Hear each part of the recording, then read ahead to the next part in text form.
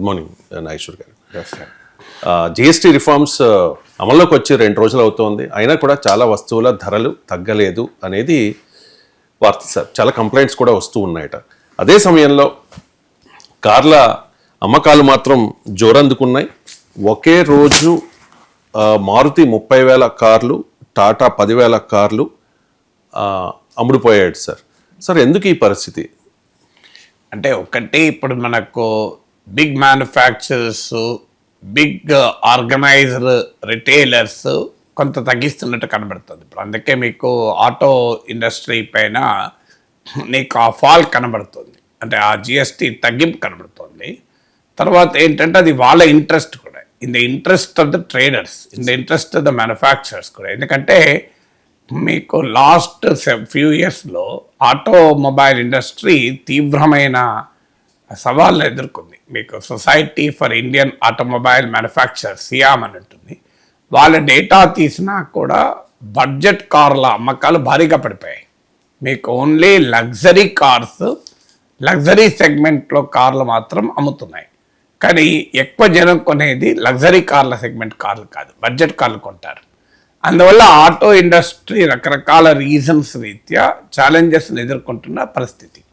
అందువల్ల ఈ జిఎస్టీ మార్పు అనేది ఆ ఎకనామిక్ డౌన్ టర్న్ నుంచి, అంటే ఆ తగ్గుతున్న మార్కెట్ నుంచి బయటపడటానికి ఆటో ఇండస్ట్రీకి ఒక అవకాశం.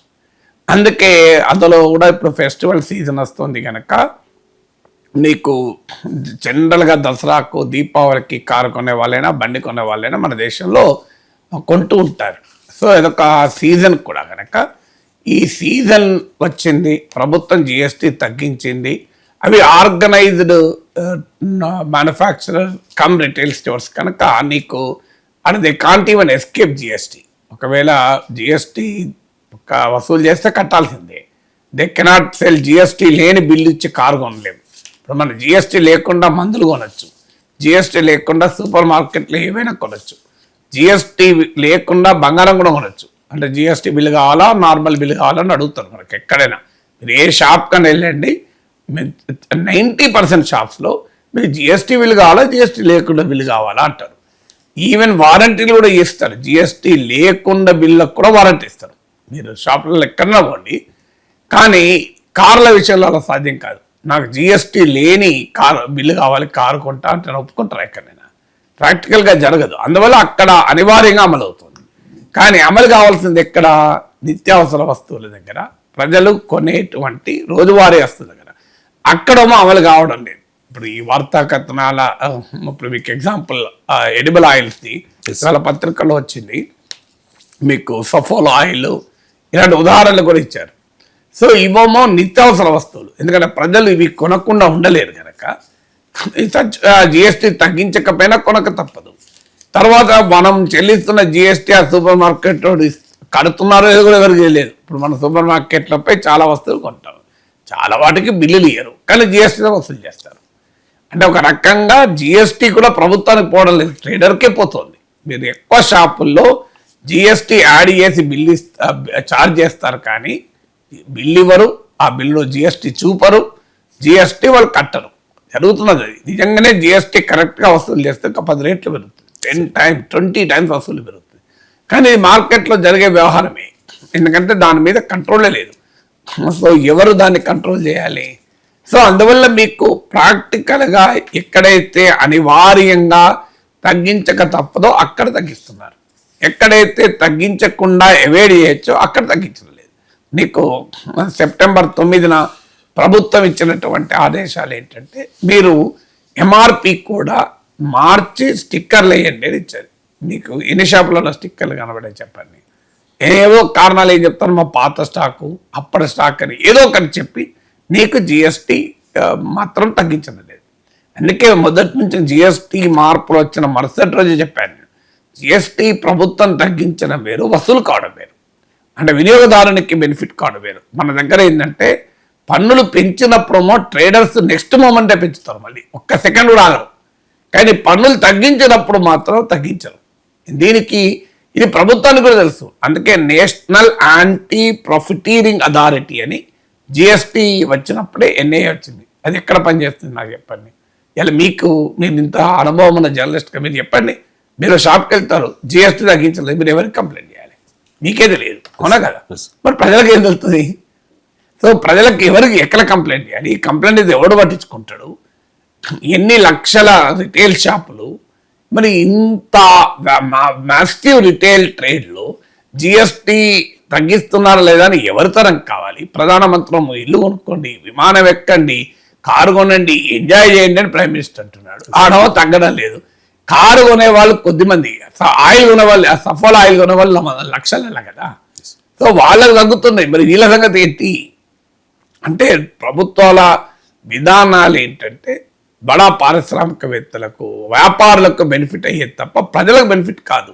అందుకనే మొదటి నుంచి ఈవెన్ జిఎస్టీ మార్పులు పూర్తి స్థాయిలో అమలైతే 48,000 కోట్ల బెనిఫిట్ పూర్తి స్థాయిలో అమలైతే. ఒక అంచనా, అది కేంద్ర ప్రభుత్వ అంచనా, నేను అంచనా కూడా చేశాను. 2 లక్షల కోట్లు ఇప్పుడు జిఎస్టీ ఆదాయం మంత్లీ. 2 లక్షల కోట్లలో బెనిఫిట్ ఎంత వస్తుంది మీకు? 2024-25లో 22 lakh crores వచ్చింది జిఎస్టీ. ఇప్పుడు 25 lakh crores అనుకుందాం. 25 కూడా యాక్చువల్గా వచ్చిన రిలీఫ్ అరౌండ్ 1.5% to 2%. అంటే ఏ లెక్కన చూసినా 35,000 crores 50,000 crores మించి లేదు బెనిఫిట్. అందులో అవి మళ్ళీ కన్జ్యూమర్కు ఎంత వస్తుంది అనేది అనుమానమే. ఇప్పుడు మీరు ఈ వార్తలు చూసి ఏమర్థమవుతుంది? కార్లు తగ్గుతున్నాయి కానీ పంట నూనెలు తగ్గడం లేదు జిఎస్టీ. అంటే 48,000 కోట్లు కూడా యాక్చువల్గా ప్రజలకు రిలీఫ్ రాదు. కానీ ప్రభుత్వమేమో పెద్ద ఎత్తున జిఎస్టీ ఉత్సవాలని, ఇక మంత్రులు వెళ్ళి మార్కెట్లకు పోతున్నారు, ఎక్కడ చూసినా ప్రజలు కొనడమే కొనడము అనేటువంటి వాతావరణం. లేదంటే మిగిల్చుకోండి, ఫెస్టివల్ ఆఫ్ సేవింగ్స్ అంటే మీకు డబ్బులు ఆదా చేసుకోండి, ఇల్లు కట్టుకోండి, జిఎస్టీ తగ్గింది అంటే ఏ రకమైనటువంటి బూస్ట్ ఇస్తున్నారు చూడండి. ఏడాది క్రితం జిఎస్టీ ఎక్కువ ఉందంటే ఎక్కడ ఎక్కువ ఉంది, మన దగ్గర తక్కువ ఉంది అన్నారు. ఇప్పుడు ఏమంటున్నారు? జిఎస్టీ చాలా ఎక్కువ ఉండే, ఇప్పుడు తగ్గించిన ఇల్లు కట్టుకోండి అంటున్నారు. మరి ఏది నిజం? ఇప్పుడు 8 ఏళ్ళుగా జిఎస్టీ భయంకరమైన భారం ప్రజల మీద పడింది అన్నది నిజమైతే ఇప్పుడు జిఎస్టీ తగ్గించడం ఇంత ఉత్సవం కాదు కదా. అది నిజం కాకపోతే ఇప్పుడు అది నిజమా కాదా ప్రభుత్వం చెప్పాలి కదా. ఈ 8 ఏళ్ళు భారీగా భారం వేసి నిజమైతే ఇప్పుడు ఉత్సవాలు కరెక్ట్, ఇంత దాకా భారీగా భారం ఉండే ఇప్పుడు తగ్గిందని. అది నిజం కాకపోతే ఇప్పుడు ఇది నిజం కాదు. అదేమో ఇప్పటిదాకా భారం లేదని వాదించారు, ఇప్పుడేమో తగ్గిస్తే అది అద్భుతమైన వరం అంటున్నారు. ఏదైనా ఒకటే నిజం అవుతుంది కదా. అందువల్ల మొదలు ప్రభుత్వం చెప్పాలి, 8 ఏళ్ళు మీరు భారీగా భారాలు మోపారా, ఇది నిజమా అది ఒప్పుకోవాలి కదా. అందువల్ల ఆచరణలో అమలు కాని విధానాల వల్ల ఉపయోగం ఉండదు. ఇది కొన్ని చోట్ల ప్రాక్టికల్గా తగ్గితే తగ్గచ్చు. కొన్ని వస్తువులు నేను ఉదాహరణ కార్లో చెప్పాను, అక్కడ ఇంకో మార్గమే లేదు. ఎందుకంటే జిఎస్టీ బిల్లు లేని కారు ఇవ్వలేరు. అందువల్ల మొదలు మనకు అందుకే ప్రజలు ఎకానమీ డెవలప్ కావాలి అంటే ముందు పెట్టుబడి ఉత్పత్తి చేసే వారికి రాయితీలు ఇచ్చారు, అది వర్కౌట్ కాలే. ఇన్వెస్ట్ చేసే వాళ్ళకి రాయితీలు ఇచ్చారు, అది వర్కౌట్ కాలే. ఇప్పుడు ధరలు జిఎస్టీలో తగ్గించాం కనుక ఇది వర్కౌట్. ఇది కూడా వర్కౌట్ పూర్తి స్థాయిలో కాదు, కొంతమేరకే అవుతుంది. నిజంగా వర్కౌట్ అయ్యేది అంటే ప్రజలకు ఉపాధి కల్పించి వారి వేతనాలు పెరిగేలా చూడాలి. అన్ఫార్చునేట్లో అది జరగడం లేదు. కార్పొరేట్ సెక్టార్లో కూడా మీకు స్టడీస్ ఏం చెప్తున్నాయి, హార్డ్లీ 4-5% ఇన్ఫ్లేషన్, పెరుగుతున్న ధరలకు అనుగుణంగా వేతనాలు పెరగడం లేదు. పెరుగుతున్న ధరల కన్నా తక్కువ పెరుగుతున్న వేతనాలు, దాన్నే ఫాల్ ఇన్ రియల్ వేజెస్ అంటారు. నిజ వేతనాలు పడిపోతున్నాయి. అంటే ప్రజలకు పెరుగుతున్న ధరల మందం కూడా మీ జీతాలు పెరగడం లేదు. దీనికి తోడు అన్ఎంప్లాయ్మెంట్. అందువల్ల ప్రభుత్వ ఫోకస్ ఎప్పుడు కూడా హైయెస్ట్గా ఉండాల్సింది జాబ్స్ అండ్ ఇన్కమ్స్ పైన ఉండాలి. అంటే ప్రజలకు ఎక్కువ ఉద్యోగాలు ఎలా కల్పిస్తావు, ఎక్కువ ఆదాయాలు ఎలా కల్పిస్తావు, నాణ్యమైన ఉపాధి ఎలా కల్పిస్తావు, డ్యూరబుల్ ఎంప్లాయ్మెంట్, దీర్ఘకాలం మనకలిగే ఎంప్లాయ్మెంట్ ఇది మాత్రమే ఎకానమీని డెవలప్ చేస్తాయి. మిగతా అన్నీ అరకొర చర్యలే. డెఫినెట్గా జిఎస్టీ మార్పుల వల్ల కొంత బెనిఫిట్ అనుమానమే లేదు. మీకు కార్పొరేట్ ఇన్కమ్ ట్యాక్స్ 10% తగ్గిస్తే బెనిఫిట్ ఏం రాలే, ఎకానమీకి ఏం రాలే, కార్పొరేట్లో అవ్వబడ్డారు. ఇన్కమ్ ట్యాక్స్ తగ్గించారు, ఎస్ అది కరెక్ట్ రిలీఫ్, 1,00,000 కోట్ల వరకు మిడిల్ క్లాస్కు రిలీఫ్, అందులో అనుమానం లేదు. కానీ అసలు రిలీఫ్ ఏంటంటే జాబ్స్ క్రియేట్ కావడము, వేజెస్ పెరగడము, క్వాలిటీ ఎంప్లాయ్మెంట్ పెరగడము, స్కిల్లింగ్ పెరగడము, ప్రజల ఉన్న జీవన ప్రమాణాలు పెరగడము, ధరలను నియంత్రణలో ఉంచడం. ఇప్పుడు మీరు జిఎస్టీ 5%, 7% తగ్గుతుంది, ధరలు 20% పెరిగింది అనుకోండి, ఏం లాభం? ఒక వస్తువు ఉంది, వస్తువు అంతకుముందు 50 రూపాయలు, 12% జిఎస్టీ ఉండే, అంటే 56 రూపాయలు. ఇప్పుడు 5% జిఎస్టీ అయింది, కానీ వస్తువు 60 రూపాయలు అయింది అనుకోండి, బెనిఫిట్ ఏముంటుంది? 60 నుంచి 63 అవుతుంది కదా. అప్పుడు 12% జిఎస్టీ ఉన్నప్పుడు 56 రూపీస్ ఉంది కాస్త ఇప్పుడు 63 అవుతుంది. జిఎస్టీ తగ్గింది, ధర పెరిగింది కదా, అది కంట్రోల్ కావాలి కదా మొదలు. ఇప్పుడు 50 రూపీసే ధర అలాగే ఉంటే ఏం కాదు, ధర పెరిగినప్పుడు నీకు ఈ జిఎస్టీ తగ్గిన దానికన్నా ఎక్కువ స్థాయిలో ధర పెరిగితే ఉపయోగం ఏముంటుంది? అందువల్ల మనం ఒక మెజర్ను ఆహ్వానించాలి, కానీ అదేదో జాతర అయిపోయినట్టు, ఇక పండుగ అయిపోయినట్టు, ఈ జిఎస్టీ తగ్గడంతోనే ప్రజలంతా అపార్ట్మెంట్లు కొనుక్కొని 3 బెడ్రూమ్ 4 బెడ్రూమ్ అపార్ట్మెంట్లకు ఎంటర్ అయినట్టు, విమానాలకు కొన్నట్టు కళల్లో ఊహించుకుంటే ఎట్లా? ఇదేం కృష్ణ కుచేల కథ లాంటిది కాదు కదా. శ్రీకృష్ణ పరమాత్మ లేడు ఇప్పుడు, ఇది ద్వాపరయుగం కాదు, ఇది కలియుగం కదా. శ్రీకృష్ణ పరమాత్మ కుచేలుడు తెచ్చిన అటుకులు తింటే కుచేలునికి అష్టైశ్వర్యాలు వచ్చాయి. ఇప్పుడు మోడీజీ మనకు శ్రీకృష్ణ పరమాత్మ కాదు, మనం అందరం ప్రజలకు కుచేలం కాదు. మోడీజీ జిఎస్టీ తగ్గించడంతోనే ప్రజలు గాలిలోకి వెళ్ళి విమానాల్లో తిరిగి పెద్ద పెద్ద అపార్ట్మెంట్లు విల్లాలు కొనుక్కుంటారంటే అంతకన్నా అస్వస్థం ఉంటుందా? Yes sir. ఇక మేడారం జాతరకు జాతీయ హోదా ఇవ్వాలని డిమాండ్ చేస్తూ ఉన్నారు సార్ రేవంత్ రెడ్డి. కుంభమేళాకు 1000 కోట్లు ఇస్తోంది కేంద్రం, మరి ఆదివాసీ మహాజాతరకు ఎందుకు ఇవ్వదు అని ప్రశ్నిస్తూ ఉన్నారు. అంటే మేడారం జాతరను కుంభమేళాతో పోల్స్తూ ఉన్నారు సార్ రేవంత్ రెడ్డి. కుంభమేళతో పోల్చడం కాదని, కుంభమేళే సమ్మక్క సారక జాతర, రెండింటినీ పోల్చడానికి ప్రాతిపదికే లేదు కదా, పోల్చడం అన్నారు దాన్ని. కుంభమేళకు ఇస్తున్నారు కదా, సమ్మక్క సారక్క జాతరకి ఇయ్యాలి అండి అంటున్నారు. కుంభమేళకి ఇవ్వద్దని రేవంత్ రెడ్డి అల్లే కదా. సో ఇప్పుడు హిందీ ప్రచారానికి కేంద్రం బోలెడన్ని డబ్బులు ఖర్చు పెడుతుంది, దాని మీద రివ్యూలు ఉంటాయి. హిందీ వారోత్సవాలు జరుపుతారు కేంద్రం. దక్షిణ భారత హిందీ ప్రచార సభ అని హైదరాబాద్లో కూడా ఉంది కేంద్రం. సౌత్ ఇండియాలో కూడా హిందీ ఎగ్జామ్స్ పెడతారు. మరి నార్త్లో తమిళ ఎగ్జామ్స్ పెట్టారా ఎక్కడన్నా? ఉత్తరప్రదేశ్లో తెలుగు పరీక్షలు పెట్టారా? దక్షిణ భారత హిందీ ప్రచార సభ ఉంది, ఉత్తర భారత తెలుగు ప్రచార సభ ఉందా? ఉత్తర భారత మలయాళీ ప్రచార సభ ఉందా? ఉత్తర భారత తమిళ ప్రచార సభ ఉందా? ఎందుకులే చెప్పండి. హిందీ నేషనల్ లాంగ్వేజ్ అంటారు, కాదు. హిందీ ఒక్కటే జాతీయ భాష కాదు. There is no national language for India. There are national languages for India, Hindi, Tamil, Telugu, Malayalam. మరి రాజ్యాంగ రీత్యా అన్ని భాషలకు సమాన హోదా ఉన్నప్పుడు, అన్ని భారతీయ భాషలు అయినప్పుడు, మరి హిందీ ప్రచారోత్సవాలు జరపడము అభ్యంతరం లేదు. దక్షిణ భారత హిందీ ప్రచార సభ పెట్టడము తప్పులేదు. హిందీలో ప్రత్యేకమైన కోర్సులు, ఎగ్జామ్స్, డిగ్రీస్ పెట్టడం తప్పు కాదు. మరి మా తెలుగులో ఎందుకు పెట్టారు అంటున్నా. ఇప్పుడు తెలుగువాడు హిందీ, దక్షిణ భారత హిందీ ప్రచార సభ ద్వారా హిందీ నేర్చుకుంటున్నాడు. ఉత్తరప్రదేశ్ వారు ఉత్తర భారత్ తెలుగు ప్రచార సభ ద్వారా తెలుగు ఎందుకు నేర్చుకోవద్దు? దానికి కేంద్రం ఎందుకు డబ్బులు ఇవ్వదు? మన త్రిభాషా సూత్రం కదా. హిందీ ఇంపార్టెంటే, అదర్ ఇండియన్ లాంగ్వేజ్ కూడా ఇంపార్టెంట్ కదా. హిందీని ఇంత ప్రమోట్ చేసినప్పుడు అక్కడ ఇండియన్ లాంగ్వేజ్ ప్రమోట్ చేయండి. యూపీలో, హర్యానాలో, రాజస్థాన్లో, మధ్యప్రదేశ్లో. కానీ జీరో. మీకు మొదటి ఉదాహరణ. 2, అయోధ్యలో రామ మందిరాన్ని కట్టారు, చాలా సంతోషం, ఎందుకంటే రాముడు పుట్టిన ప్లేస్ అది. అలాగే కాశీ విశ్వేశ్వరాలయాన్ని బాగా డెవలప్ చేశారు. కాశీ జీవితంలో ఒక్కసారైనా కాశీకి పోవాలని సగటు హిందువు నమ్ముతాడు, అంత చాలా సంతోషం. మరి భద్రాచలం అభివృద్ధికి ఒక 1000 కోట్లు ఎందుకు ఇవ్వరు? అంటే రాముడుకి అయోధ్య ఒక్కటే ప్రాధాన్యత, భద్రాచలం ప్రాధాన్యత లేదా? పర్ణశాల లేదా? అంటే తెలుగు గడ్డ పైన భద్రాచలం ఉంటే నిర్లక్ష్యమా? హిందీ గడ్డ పైన ఉంటేనే రాముల వారికి గుర్తింప, హిందీ గడ్డ పైన ఉంటేనే సీతమ్మ తల్లి గుర్తింప, దేవదేవునికి కూడా భాషోన్మాదం ఏంటి? సో శ్రీరామచంద్రుడు మర్యాద పురుషోత్తముడు ఉత్తరప్రదేశ్లోనేనా? తెలుగువారికి మర్యాద పురుషోత్తముడు కాదా? నేనేమడుగుతున్నాను, మీరు రామ మందిర నిర్మాణానికి 1000 కోట్లు ఇచ్చారు, సంతోషం, అందరం ఇక్కడ నుంచి అయోధ్య వెళ్ళి కూడా చూస్తున్నాం కదా. మరి మా భద్రాచలానికి ఒక 5000 కోట్లు ఇవ్వచ్చు కదా ప్రభుత్వం. ఇంతవరకు ఇచ్చింది మోడీ ప్రభుత్వం, హిందుత్వ ప్రభుత్వం. నాకు చెప్పండి, భద్రాచలానికి విశిష్టత లేదని చెప్పండి మీరు. పర్ణశాల రావణుడు సీతను అపహరించిన ప్లేస్ కదా.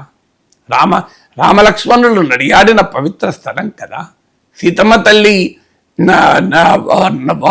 ఉపయోగించినటువంటి కుంకుమ సంబంధించినటువంటి ఆనవాళ్లతో ఉన్న వాళ్ళు ఉన్నాయని చెప్తారు కదా.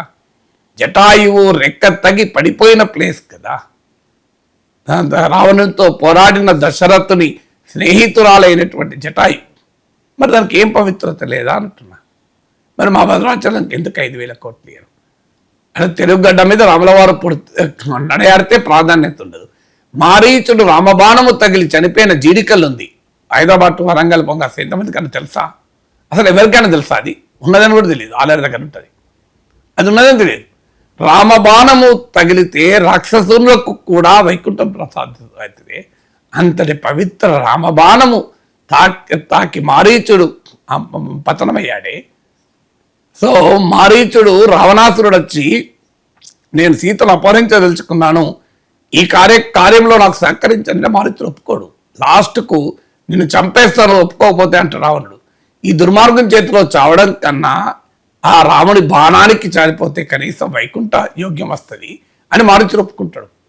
అలాంటి రామబాణము తగిలి మారీచుడు నేల కొరిగిన పవిత్ర స్థలం జీడికల్లు కదా. రామబాణాన్ని సోకినటువంటి గడ్డ కదా అది. మా జీడికల్లు ఉన్నదని కూడా ఉత్తర భారతదేశంలో తెలుసా? అసలు ఎవరికైనా తెలుసా? దానికి మన వాళ్ళకే లేదు. మరి దాన్ని ఒక పవిత్ర క్షేత్రంగా ఒక 100 కోట్లు 50 కోట్లు ఇవ్వండి మోడీజీ, ఎక్కువద్దు 5 కోట్లు ఇవ్వండి మోడీజీ, మేము చేతులు జోడించి కోరుతున్నాము. ఎందుకు ఇవ్వరు చెప్పండి? అంటే ఈ పాత్ర లేదా? మీరు గంగా నది పుష్కరాలకు 1000 కోట్లు ఖర్చు పెడుతున్నారు కదా. మా కృష్ణమ్మకు కూడా పుష్కరాలు వస్తాయి కదా, మా గోదావరి కూడా పుష్కరాలు వస్తాయి కదా. మేము ఏం పాపం చేశాం? ఇప్పుడు మీరు నేను గోదావరి నీళ్ళు అయిన వాళ్ళమే కదా. అంటే గంగమ్మ పవిత్రత కాదని నేను అనడమే లేదు. మరి కుంభమేళకు గంగా త్రివేణి సంఘంకు వెళ్ళొచ్చాం కదా. మరి మా గోదావరి పుష్కరాలకు మా కృష్ణా పుష్కరాలకు ఎందుకు ఇవ్వరు అని అడుగుతున్నాను. అంత ఇవ్వకపోతే కుంభమేళకు ఇచ్చినంత కొంత ఖర్చు పెట్టండి. ఆ ఇన్ఫ్రాస్ట్రక్చర్ అంత పెట్టకపోతే ఎందుకు ఇవ్వరు? దీనికి ఆన్సర్ ఉండాలి కదా. ప్రధానమంత్రి గోదావరి గంగా పుష్కరాలకు వెళ్తారు, గోదావరి పుష్కరాలు రావచ్చు కదా, కృష్ణా పుష్కరాలకు రావచ్చు కదా. మోడీ అమిత్ షాలు ఇవి కూడా పాపులర్ అవుతాయి కదా. నరేంద్ర మోడీ గంగా నది పుష్కర స్నానం చేసింది. కోట్లాది హిందువులు సినిమా టీవీలో చూసి పులకరించారు కదా. దానివల్ల మా సౌత్ ఇండియాలో ఉన్న వారికి కూడా గంగానది పుష్కరాల ప్రాధాన్యత విశిష్టత తెలిసింది కదా. అయ్యా మోడీజీ ఒక్కసారి వచ్చి మా కాళేశ్వరం పుష్కరాల్లో మీరు పుష్కర స్నానం చేసి ఉంటే ఆ ఉత్తరప్రదేశ్ వాళ్ళకు, హర్యానా వాళ్ళకు, తెలంగాణలో కాళేశ్వరం ఉంది, అది కూడా విశిష్ట క్షేత్రము, దక్షిణ కాశీగా ప్రసిద్ధి. సో అది అక్కడికి రావాలని కోరిక పుట్టేది కదా. మరి మాకెందుకు ఉండదు ప్రాధాన్యత అంటున్నాం మేము. ఇందులో తప్పేమని చెప్పండి. అందుకే కుంభమేళకు ఇచ్చిన దాంతో పోలిక కాదు. కుంభమేళే అన్ని కుంభమేళలు కాకపోవచ్చు, కానీ సమ్మక్క సారక్క ఆదివాసీ కుంభమేళ అంటారు. కోట్లాది మంది వస్తారు, మామూలు కాదు. నేను అతను తెలంగాణ గడ్డపై పుట్టిన వాడిని కనుక నేను ఆ వరంగల్ జిల్లాకు అల్లుణ్ణి మనమన్ని, అందువల్ల నాకు తెలుసు. సో అందువల్ల అది ఒక ఆదివాసీల పౌరుష ప్రతాపాలకు ప్రతీక. భారతదేశం యొక్క గొప్పతనం అంటే ఏంటంటే పండుగలే కాదు, ఉత్సవాలు, ఆచారాలు, సంప్రదాయాలు, వ్యవహారాలు, చాలా అద్భుతమైన డైవర్సిటీ. నాగోబా జాతర ఉంది ఆదిలాబాద్ జిల్లా, ఆదివాసీ జాతర. మరి దానికి ఎందుకు ప్రాధాన్యత ఉండదు? అంటే ఆదివాసీల జీవన శైలికి మనం ప్రాధాన్యత ఇవ్వకూడదా? ఆదివాసీల పండుగలకు విలువ లేదా? నాగోబా ఉత్తర తెలంగాణలో నాగోబా జాతర, సమ్మక్క సారక్క జాతర నుంచి ఉత్తరాంధ్రలో పైడితల్లి జాతర వరకు అవి ప్రాధాన్యత ఉండవా? వీటికి ఒక్కొక్క దానికి ఒక నెల్లూరులో రొట్టెల పండుగ జరుపుతారు, అదొక ప్రాధాన్యత. సో మీకు పాలమూరులో కుర్మనాథునికి జాతర జరుగుతుంది, అదొక ప్రత్యేకత. సో ఇలా అనేక చోట్ల స్థానికంగా ప్రజలు ఈ జాతరలు, ఉత్సవాలు, పండుగలు జరుపుకుంటారు. అంటే ఒకే దేశము ఒకే ఎన్నిక, ఒకే దేశము ఒకే పన్ను, ఒకే దేశము ఒకే రేషన్ కార్డు, ఒకే దేశము ఒకే పండుగ అంటే ఎట్లా? ఒకే దేశము ఒకటే ఒక్క పుణ్యనది అంటే ఎట్లా అంటున్నా. ఒకే దేశము ఒకే ఒక్క పండుగ అంటూ అది పండుగ అయితేనే కుంభమేళ, నది అయితే గంగా నది అంటే ఎట్లా? సో మీకు గంగా నది మీకెంతో, మా గంగా నదితో పాటు గోదావరి నది కూడా అంతే. ఎందుకంటే మేము అక్కడ పుట్టి పెరిగాము. ఆ గోదావరి తీరాన గోదావరి తల్లిని చూస్తూ పెరిగాం. మాకుండదా? మా గంగానది మీద కూడా గౌరవమే, కానీ మీకెందుకు గోదావరి నది మీద ప్రేమ ఉండదు అని అడుగుతున్నాం. మేము గంగానది తక్కువ చేయడం లేదు. డెఫినెట్గా గంగానదిని చూసినప్పుడు మనకు గుండె ఉత్తేజంతో పొంగుతుంది. కానీ గోదావరి నది పరివాహక ప్రాంతంలో పెరిగి ఆ నది నీళ్లు తాగి పెరిగిన వాళ్ళం కదా మేము. మాకు అనిపించదా అయ్యా మా గోదావరి పుష్కరాలకు కూడా ప్రాధాన్యత ఉండాలి, మా కృష్ణమ్మ తల్లి పుష్కరాలకు కూడా ప్రాధాన్యత ఉండాలి, మా భద్రాచలానికి కూడా ప్రాధాన్యత ఉండాలి, మా జీడికల్లకు కూడా ప్రాధాన్యత ఉండాలి, మా సమ్మక్క సారక్క జాతర రాజీ పడని స్వావలంబన, స్వాతంత్రం, పరాధీనతకు వ్యతిరేకంగా పోరాడిన వీరశిరోమణుల చరిత్ర కదా అది. సో మీకు నిన్న మా ప్రైమ్ మినిస్టర్ పరాధీనత అతిపెద్ద శత్రువు అన్నాడు. సో సమ్మక్క సారక్క జీవితం అదే కదా. పరాధీనతకు వ్యతిరేకంగా తిరగబడ్డారు కదా. ఆదివాసీల స్వావలంబన కొరకు, వారి స్వయం ప్రతిపత్తి కొరకు నిలబడ్డారు కదా. ఇప్పటికీ ఆదివాసీ భూములు దురాక్రమణ గురవుతుంటే, ఆదివాసీ సంస్కృతి నాశనం అవుతుంటే, ఆదివాసీ భాషలకు గుర్తింపు లేకుండా ఉంటే, ఆదివాసీ సంస్కృతి సాంప్రదాయాలకు విలువలేని రోజుల్లో ఆదివాసీ సమాజాల్లో పుట్టిన ఆడబిడ్డలు సమ్మక్క సారక్క కోట్లాది భారతీయుల భక్తి ప్రవృత్తులతో చేసే పూజలు అందుకుంటున్నారంటే ఇది ఆదివాసీ సంస్కృతికి చేయెత్తి మొక్కడం కదా. మరి దానికి ఎందుకు ప్రాధాన్యత ఇవ్వరు అని అడుగుతున్నాను. నేను అడుగుతున్నా ఏం లేదు. గిఫ్ట్ సిటీకి ఇచ్చిన ప్రాధాన్యత, గిఫ్ట్ సిటీని ఫిన్టెక్ వ్యాలీగా మార్చారు. మా విశాఖపట్నాన్ని ఎందుకు ఫిన్టెక్ వ్యాలీగా మార్చారు అని అడుగుతున్నాం మేము. గిఫ్ట్ సిటీకి అనేక రాయితీలు ఇచ్చారు కదా, మా విశాఖపట్నం కూడా ఇచ్చేసి దాన్ని కూడా ఫిన్టెక్ వ్యాలీగా మార్చచ్చు కదా. మీరు మా అమరావతిని క్వాంటమ్ వ్యాలీగా మార్చచ్చు కదా. దానికి ఎందుకు నిధులు ఇవ్వరు? ఇది క్వశ్చన్ అడిగేది. మీకు గిఫ్ట్ సిటీకి ఇచ్చినప్పుడు దీనికి ఎందుకు ఇవ్వరు? మీకు సబర్మతి ఫ్రంట్ను డెవలప్ చేశారు నరేంద్ర మోడీ, చాలా గొప్పగా డెవలప్ చేశారంట. నేను చూడలేదు, నాకు తెలియదు, కానీ పత్రికలో చదివాను. మరి మా ముఖ్యమంత్రి మూసీ ఫ్రంట్ డెవలప్ చేస్తా అంటున్నాడు. మరి దాంట్లో నిధులు ఎందుకు ఇవ్వరు? సబర్మతి నది మూసీ నది కాదా? మా ముచ్చుకుందా నది మూసీ కాదా? మా నది కాదా? మా ముచ్చుకుందా నదికి విలువ లేదా? మరి సబర్మతి నదికి విలువ ఉందా? అంటే గుజరాతీ గడ్డ పైన ప్రవహిస్తేనే నది తెలుగు గడ్డ మీద ప్రవహిస్తున్న నది కాదా అని అడుగుతున్నా. సబర్మతి రివర్ ఫ్రంట్ను అద్భుతంగా తీర్చిదిద్దిన Modiji Musi river front develop చేయడానికి ఇవ్వండి అని అడుగుతున్నా. తప్పేంటి? అందువల్ల తెలంగాణకు కూడా ఒక ప్రాజెక్టు జాతీయ హోదా ఇవ్వండి, ఒక పండుగకు జాతీయ హోదా ఇవ్వండి. మళ్ళీ ఆస్కార్కు సినిమా రికమెండ్ చేయాలన్నా మళ్ళీ గుజరాతీ చెల్లో షోనే వెళ్తుంది, మా త్రిబులార్ వెళ్ళదు. అయినా మా త్రిబులార్, మా రాజమౌళి ప్రపంచాన్ని దున్ని అంతర్జాతీయ సినీ పండుగలను దేదీప్యమానంగా వెలుగొందించి భారతీయులు గర్వకారణంగా నిలిచాడు మా రాజమౌళి. కానీ మా రాజమౌళినో మీరు రికమెండ్ చేయరా? ఏం చేయాలి? మా జక్కన్ననో మీరు గుర్తించరా? ఆస్కార్ గుర్తిస్తుంది, ప్రపంచం గుర్తిస్తుంది, కానీ మన దగ్గర మన కేంద్రమే గుర్తించదు. మా కేంద్రానికి మళ్ళీ ఆస్కార్కు నామినేట్ చేయాలంటే చెల్లో షోని గుర్తొస్తుంది. గుజరాతీ సినిమా అది ఎక్కడ ఉందో ఎవరికి తెలియదు, ఎవరు పట్టించుకోలేదు. ఇది నిజం కాదో చెప్పండి. ఇప్పుడు రాజమౌళికి ఎందుకు రాలేదు, నాట్కి ఎందుకు వచ్చింది? ఎందుకంటే it was not officially nominated film త్రిబులార్. చాలా మంది తెలియదు ఇది. త్రిబులార్ is not officially nominated by government of India for Oscar. Officially nominated film త్రిబులార్ కాదు, చెల్లో షో, గుజరాతీ ఫిలిం. అందుకే మన రాజమౌళికి అదృష్టం దక్కలేదు, నాట్కు దక్కింది. అసలు ప్రపంచంలో ఉన్న టాప్ ఫిలిం డైరెక్టర్ లెజెండ్స్ కొనియాడారు రాజమౌళి కెపాసిటీని. అంతటి గౌరవాన్ని తెలుగు జాతికి తెచ్చిచ్చినటువంటి కళాకారుడు కదా రాజమౌళి. మరి ఆ చెల్లో షోకు దక్కిన గౌరవం, ప్రభుత్వం ఇచ్చిన గౌరవం ఎందుకు త్రిబులార్కి ఇయ్యదు? అంటే త్రిబులార్ కూడా పాన్ ఇండియా సినిమా కదా. కానీ మా తెలుగు బిడ్డ అయినటువంటి విజేంద్ర ప్రసాద్ కథ రాస్తే, మా తెలుగు బిడ్డ అయిన రాజమౌళి దానికి దర్శకత్వం వహించడమే నేరమా? అదే ఆయన హిందీ వాడై ఉంటే ఇప్పటికి బ్రహ్మాండంగా వచ్చేది. ఎందుకుంటుందో అని అడుగుతున్నాను. సో వీటికి కనీసమైన ప్రశ్నలు కాదా అంటున్నా. అందుకే ఖచ్చితంగా సమ్మక్క సారక్క జాతరను జాతీయ పండుగ గుర్తించాలి. భారత జాతి అంటే ఒక్కటి కాదు. అందుకే మన జనగణమన ఒకసారి చదవండి. మీకు అది దాంట్లో నుండి గుజరాత్, పంజాబ్, సింధు, మరాఠా, ద్రావిడ, ఉత్కల, వంగా ఉంది కదా. గంగా యమున అంటాం కదా, మన ఒక్క నది అనం కదా. సో అందువల్ల జనగణమన ఒక్కసారి చదివితే అర్థమవుతుంది కదా. అదే మన తెలుగు వారు అలా ఆలోచించడే. మా గురుగారు ఏమన్నాడు, తెలుగునే ప్రేమించమన్నా లేదు, దేశమును ప్రేమించమన్నా అన్నాడు. సో తెలుగు జాతి దేశభక్తి చూడండి, తెలుగునే ప్రేమించమన్నా అని ఎక్కడ అనలే మేము. మా తెలుగు కవులు ఏ దేశమేగినా ఎందుకు కాలినా పొగడరా నీ తల్లి భూమి భారతిని అన్నాం. భూమి భారతిని పొగడమన్నాం. పొగడరా నీ తల్లి తెలుగు తల్లిని అనలే మన వాళ్ళకి. చూడండి కవులు దేశమును ప్రేమించమన్నా అన్నాడు మా గురుజాడ. అసలు నిజమైన జాతీయ గీతం అది కదా.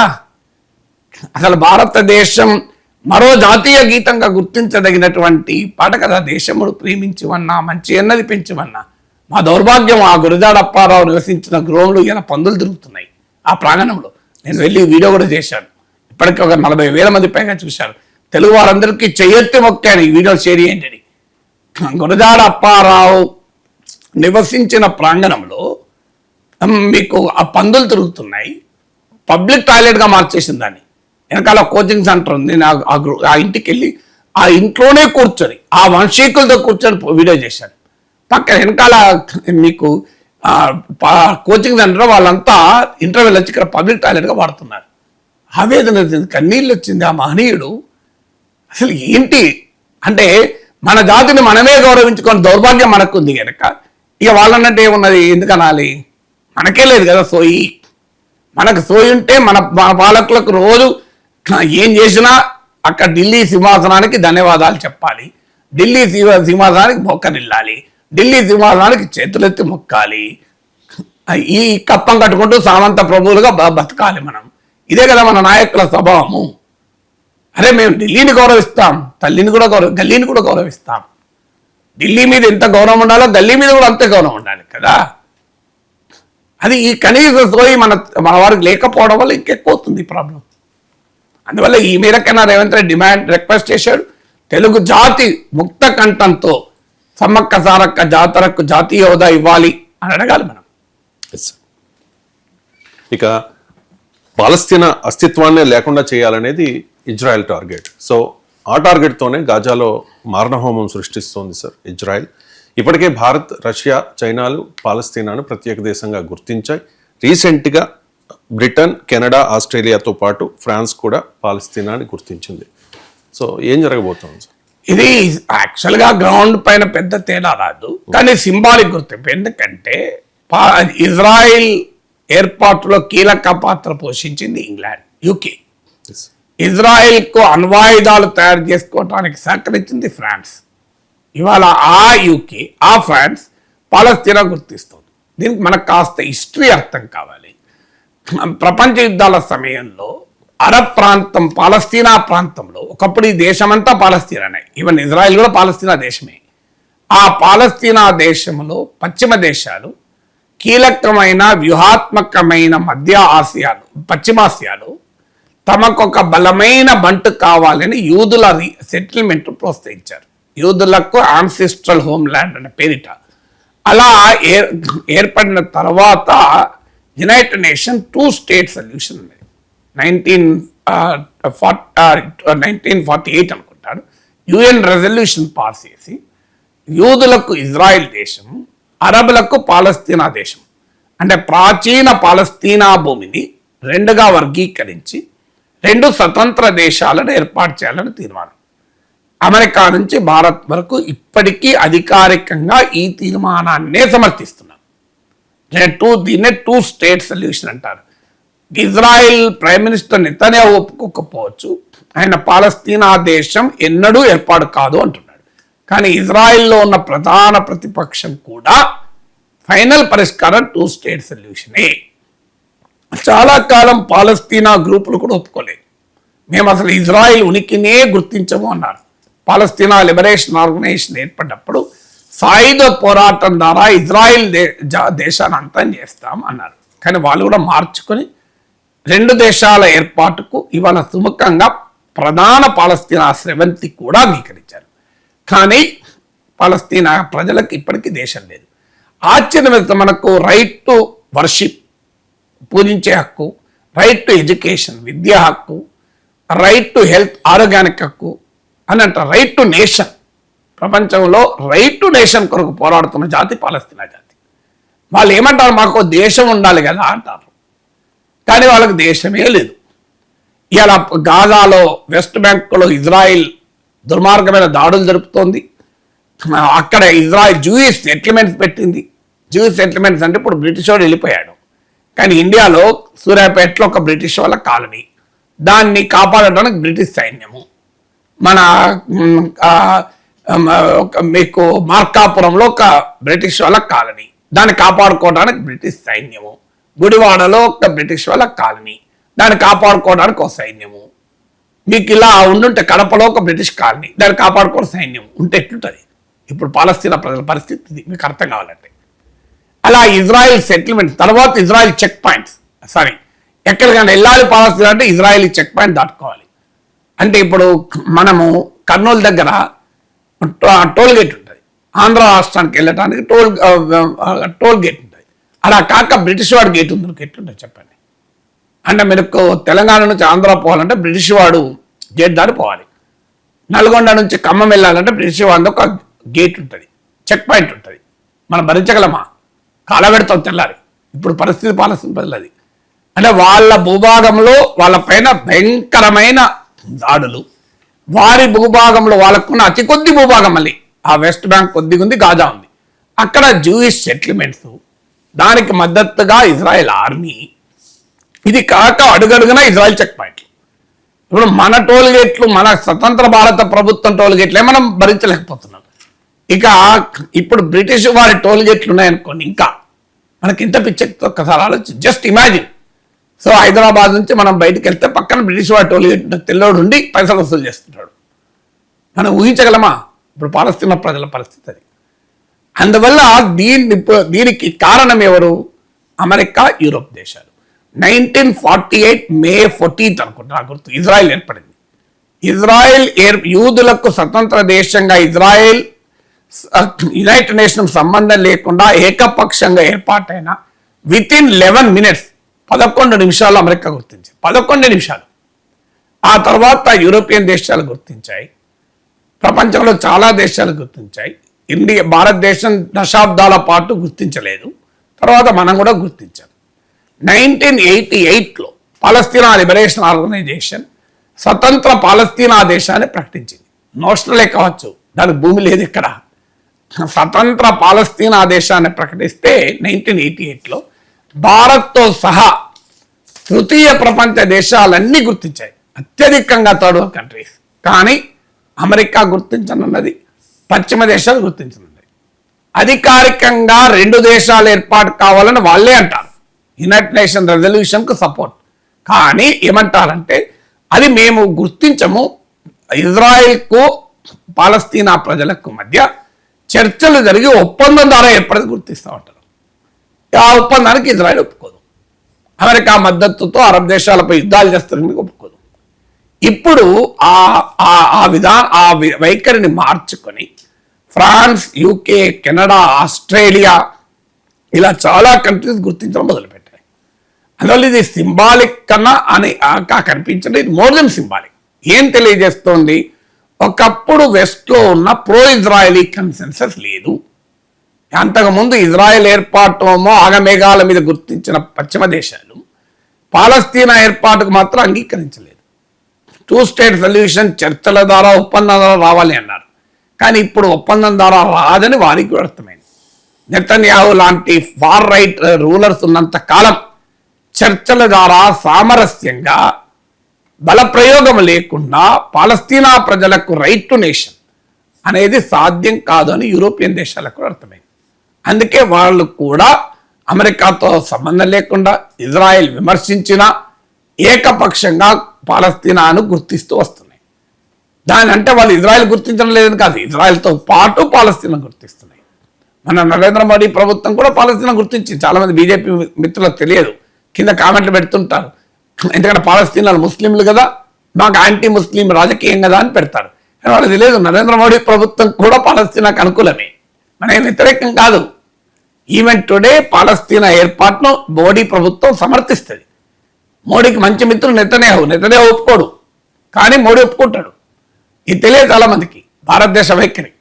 అందువల్ల ఆ మేరకు అండ్ ప్రో ఇజ్రాయలీ కన్సెన్సస్ వెస్ట్లో పోయింది. పశ్చిమ దేశాలకు కూడా ఇజ్రాయెల్ను ఖండించాల్సిన అనివార్య పరిస్థితి ఏర్పడింది.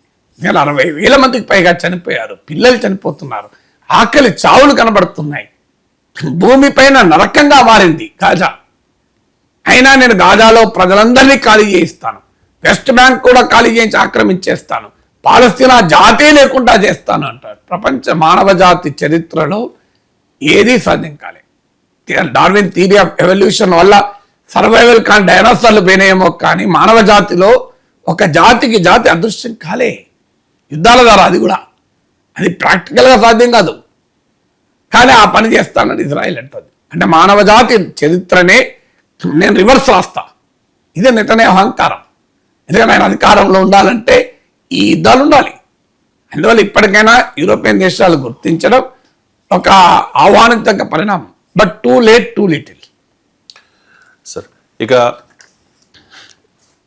భారత్ పాకిస్తాన్ల మధ్య యుద్ధాన్ని తానే ఆపాను అని చెప్పి పదే పదే గొప్పలు చెప్పుకునే ట్రంప్ తాజాగా ఐక్యరాజ్య సమితి సర్వప్రతినిధి సభలో మళ్ళీ అదే విషయం చెప్పారు సార్. దాంతోపాటు 7 యుద్ధాలని ఆపాను అని కూడా ఆయన ప్రకటించుకున్నారు.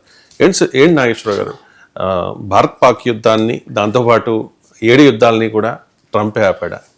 భారత్ పాక్ యుద్ధాన్ని ఆపాడని ట్రంప్ క్లెయిమ్ చేసుకుంటున్నాడు. పాకిస్తాన్ అవునంటుంది, భారత్ అంగీకరించడం లేదు. ఇదొక అంశం. రష్యా ఉక్రెయిన్ వారు ఆపలేదు. మరి 7 యుద్ధాలు ఆపినా ఏంటో మనకు తెలియదు. ఇజ్రాయెల్ ఇరాన్ వారు ఆపలేదు. మనకు తెలిసిన యుద్ధాలు ఇవే కదా. ఒకటి థాయిలాండ్ కంబోడియాల మధ్య యుద్ధాన్ని ట్రంప్ ఆపాడని క్లెయిమ్ చేసుకుంటున్నాడు. ఆ 2 దేశాలకు కూడా అంగీకరిస్తున్నాయి. కానీ అది వాస్తవంగా యుద్ధమే కాదు, అది సరిహద్దుల ఘర్షణలు. యుద్ధం అన్నారు దాన్ని.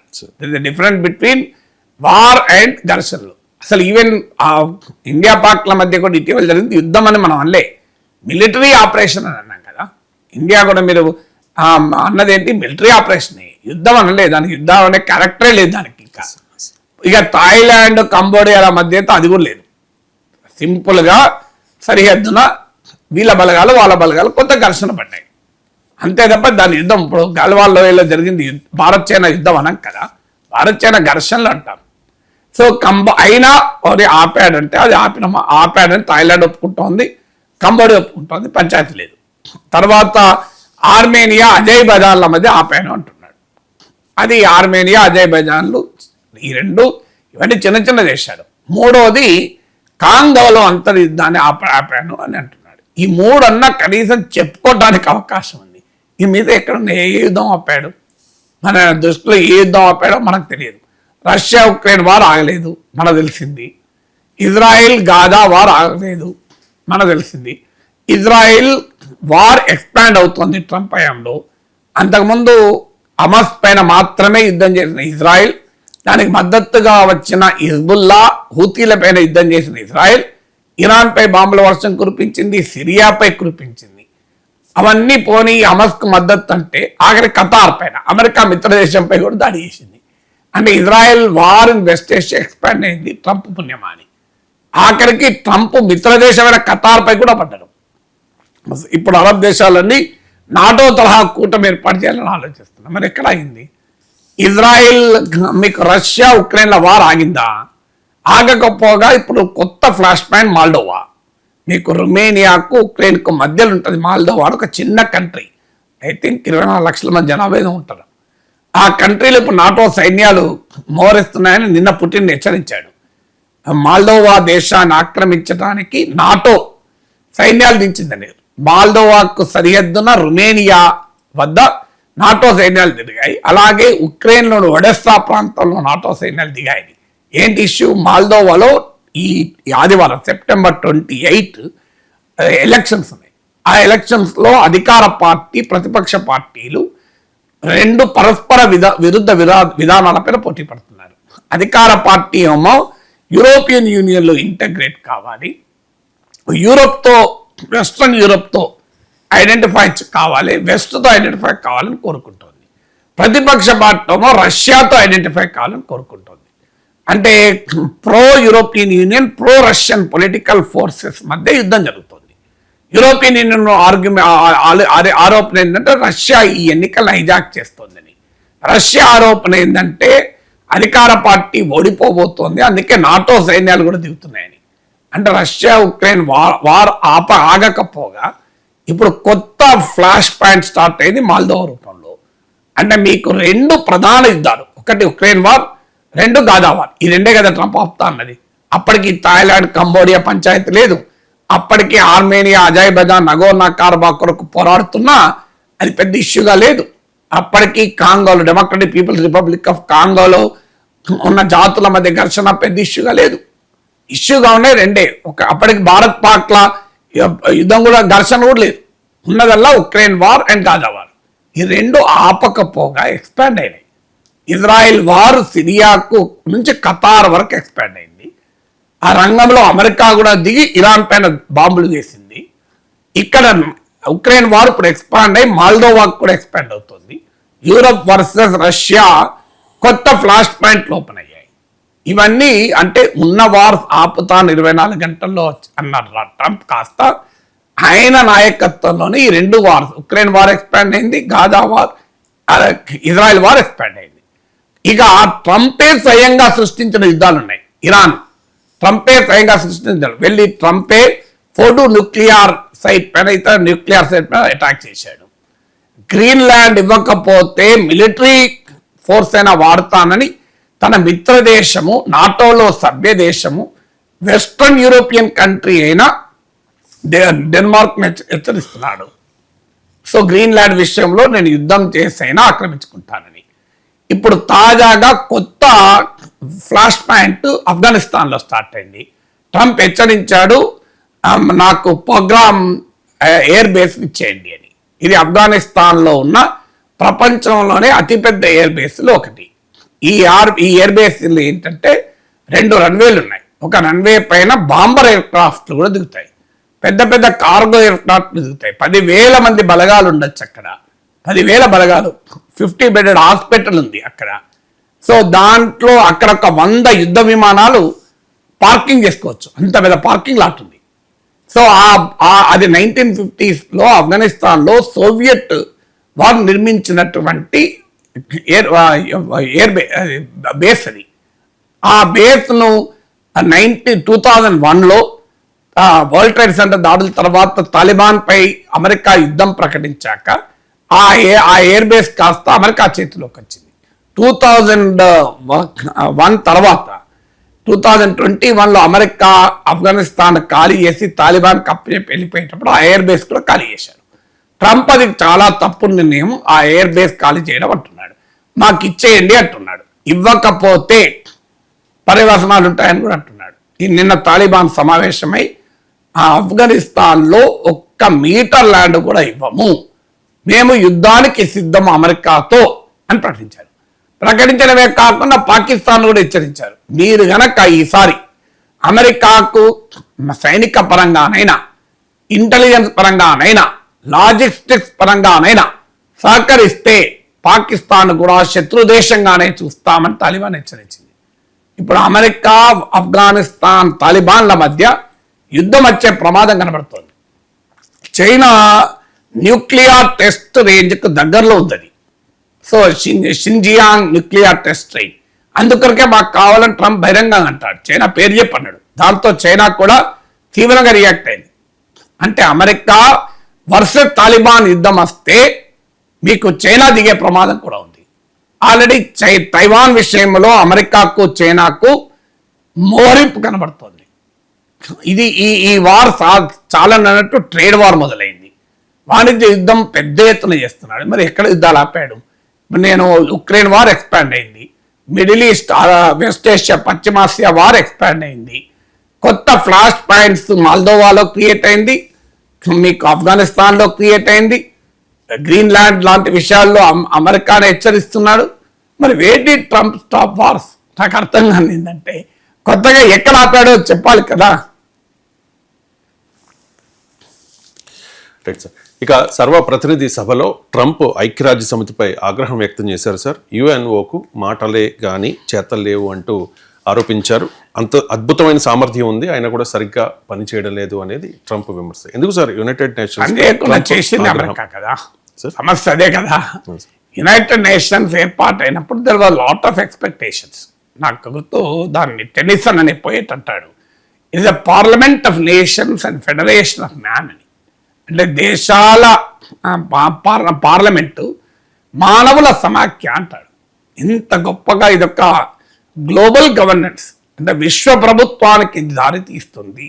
అంటే భారతీయులు కోరుకునే వసుదైక కుటుంబానికి ప్రతీకగా నిలుస్తుంది అని ఆశించారు. Parliament of nations federation of man అన్నారు. ఎందుకంటే యునైటెడ్ నేషన్స్కి ఉన్న ప్రత్యేకత ఏంటంటే మీరు వన్ నేషన్ వన్ ఓట్ ఉంటుంది అక్కడ. Other than the veto power పక్క పెడదాం. అది వన్ నేషన్ వన్ ఓట్ అనేది మీకు ఇతర దగ్గర ఉండదు. వరల్డ్ బ్యాంక్ ఉంది, IMF ఉంది, అక్కడ వన్ నేషన్ వన్ ఓట్ కాదు. ఎవరు ఎక్కువ పెట్టుబడి పెడితే వాళ్ళకే ఓటు ఉంటుంది. అందుకే వరల్డ్ బ్యాంక్ అండ్ IMFలో ఉదాహరణకు అమెరికా కాదన్న ఏ నిర్ణయమో IMF తీసుకోలేదు. ఎందుకంటే అమెరికాకున్న ఓటింగ్ రైట్స్ రీత్యా. సో అమెరికా నో అంటే ఎలాగైతే మన GST కౌన్సిల్లో కేంద్ర నో అంటే ఏ నిర్ణయమో తీసుకోలేము. ఎందుకంటే GST ఓటింగ్ సరళి, GST కౌన్సిల్ ఓటింగ్ సరళి కేంద్రానికి అనుకూలంగా ఉంది. అలాగే IMFలో ఉన్న ఓటింగ్ సరళి అమెరికాకు అనుకూలంగా ఉంటుంది. అమెరికా అంగీకరిస్తేనే ఏదైనా జరుగుతుంది. కానీ మీరు యునైటెడ్ నేషన్స్ అట్లా కాదు. ఆంటిగ్వా లాంటి చిన్న కంట్రీ అయినా అమెరికా లాంటి పెద్ద కంట్రీ అయినా ఒకటే. సో భూటాన్ అయినా జర్మనీ అయినా ఒకటే. So there no difference. Maldives అయినా జపాన్ అయినా ఒకటే. There no difference. That is the beauty of United Nations. కానీ permanent members United States, UK, France, Russia, China veto పవర్ను కలిగి పర్మనెంట్ మెంబర్స్గా ఉంటూ ఏ నిర్ణయం ప్రపంచంలో ఏ నిర్ణయం అమలు కాకుండా చేస్తున్నది ఇదే.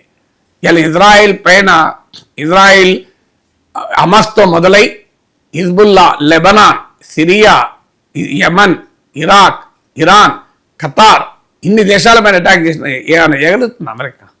140 UN ఏమైనా చేయగలుగుతుందా? తీర్మానం పెడితే ఆఖరికి గాజాలో కాల్పుల విరమణ పాటించి మానవ మారణహోమాన్ని నివారించి సహాయ సామాగ్రి ఆహారము మందులు పంపించడానికి పర్మిట్ చేయండి అని తీర్మానం పెడితే 149 కంట్రీస్ ఆమోదించాయి తీర్మానం. అఫ్ కోర్స్ మన దేశము దురదృష్టవశాత్తు ఓటింగ్లో పాల్గొనలే, కానీ 149 కంట్రీస్ ఆమోదించాయి తీర్మానాన్ని. కానీ అమలు కాలే. ఎందుకు కాలే? అమెరికా, ఇజ్రాయెల్ వ్యతిరేకంగా ఓటేశాయి. అంటే అమెరికాకు వీటో అధికారం ఉంది కనుక యునైటెడ్ నేషన్స్ ఏ తీర్మానం చేసినా అమెరికా వీటో చేస్తుంది. క్యూబా పైన 5 దశాబ్దాలుగా ఆంక్షలు ఉన్నాయి. ఇప్పటికీ యునైటెడ్ నేషన్స్ 100 తీర్మానాలు చేసింది, కానీ అమెరికా వీటో చేస్తుంది, ఏమీ కావడం లేదు. అందువల్ల యునైటెడ్ నేషన్స్ రిఫార్మ్స్ కావాలి. UN పుట్టినప్పుడు ప్రపంచం ఇది కాదు. UN పుట్టినప్పుడు రెండవ ప్రపంచ యుద్ధానంతరం రెండవ ప్రపంచ యుద్ధ అవశేషాల పైన నానాజాతి సమితి అని అంతకుముందు లీగ్ ఆఫ్ నేషన్స్ అని దాని స్థానే యునైటెడ్ నేషన్స్ ఏర్పడినప్పుడు ప్రపంచం కాదు ఇది. అంటే అప్పటికి ఏషియా, ఆఫ్రికా, లాటిన్ అమెరికాలో అనేక దేశాలు స్వతంత్ర దేశాలకు ఏర్పడలేదు. అందుకే మీకు యూరప్కు అమెరికా, యూరప్కి ఎంతమంది మెంబర్స్ ఉన్నారు చూడండి. France, Russia, UK. యూరప్కు 3 మెంబర్స్, ఏషియాకు చైనా ఒక్కటి ఉంది, యునైటెడ్ స్టేట్స్ అమెరికాకు ఉంది. మరి వేరే ఆఫ్రికా, వేరే లాటిన్ అమెరికా, ఏషియాలో చైనా ఒకటే ఉందా? జపాన్ ఎమర్జ్ అయింది, ఇండియా ఎమర్జ్ అయింది, యూరోప్లో కూడా జర్మనీ ఎమర్జ్ అయింది, యూరోప్లో కూడా ఇతర కంట్రీస్ ఎమర్జ్ అవుతున్నాయి. మీకు ఆఫ్రికాలో సౌత్ ఆఫ్రికా ఎమర్జ్ అయింది, లాటిన్ అమెరికాలో ఈజిప్ట్ ఎమర్జ్ అయింది. కానీ మీ ఈ దేశాలు రిప్రజెంట్ అసలు Europe is a dying continent. Europe అనేది ప్రపంచంలో ఆర్థిక రాజకీయ ప్రాబల్యము తగ్గుతున్న ప్రాంతం ఇది. అమెరికా సహకారమే లేకపోతే యూరోప్ ఏమీ చేయలేని పరిస్థితి. యూరోప్ అంతా కలిసిన రష్యా ఉక్రెయిన్ కాపాడలేకపోతున్నది. యూరోప్ అంతా కలిసిన గ్రీన్లాండ్ విషయంలో ఏమీ చేయలేని పరిస్థితి. అలాంటి యూరోప్ కోమో యునైటెడ్ నేషన్లో 3 రిప్రజెంటేటివ్స్ ఏంటి? ఇలా Asia this is an Asian century, ఇది ఆసియా శతాబ్దము. మరి ఏషియా, ఆఫ్రికా, లాటిన్ అమెరికా గుర్తింపే లేకపోతే how does it represent man kind? అందువల్ల దీన్ని ఎవరు ఆపుతున్నారు? ట్రంపే కదా, అమెరికానే కదా ఆపేది. అందువల్ల తామే ఆపి మళ్ళీ తామే పనిచేయడం లేదంటే కత్తితో పొడిచి నువ్వు పడిపోయినావంటే పడిపోకపోతే ఏం చేస్తారు?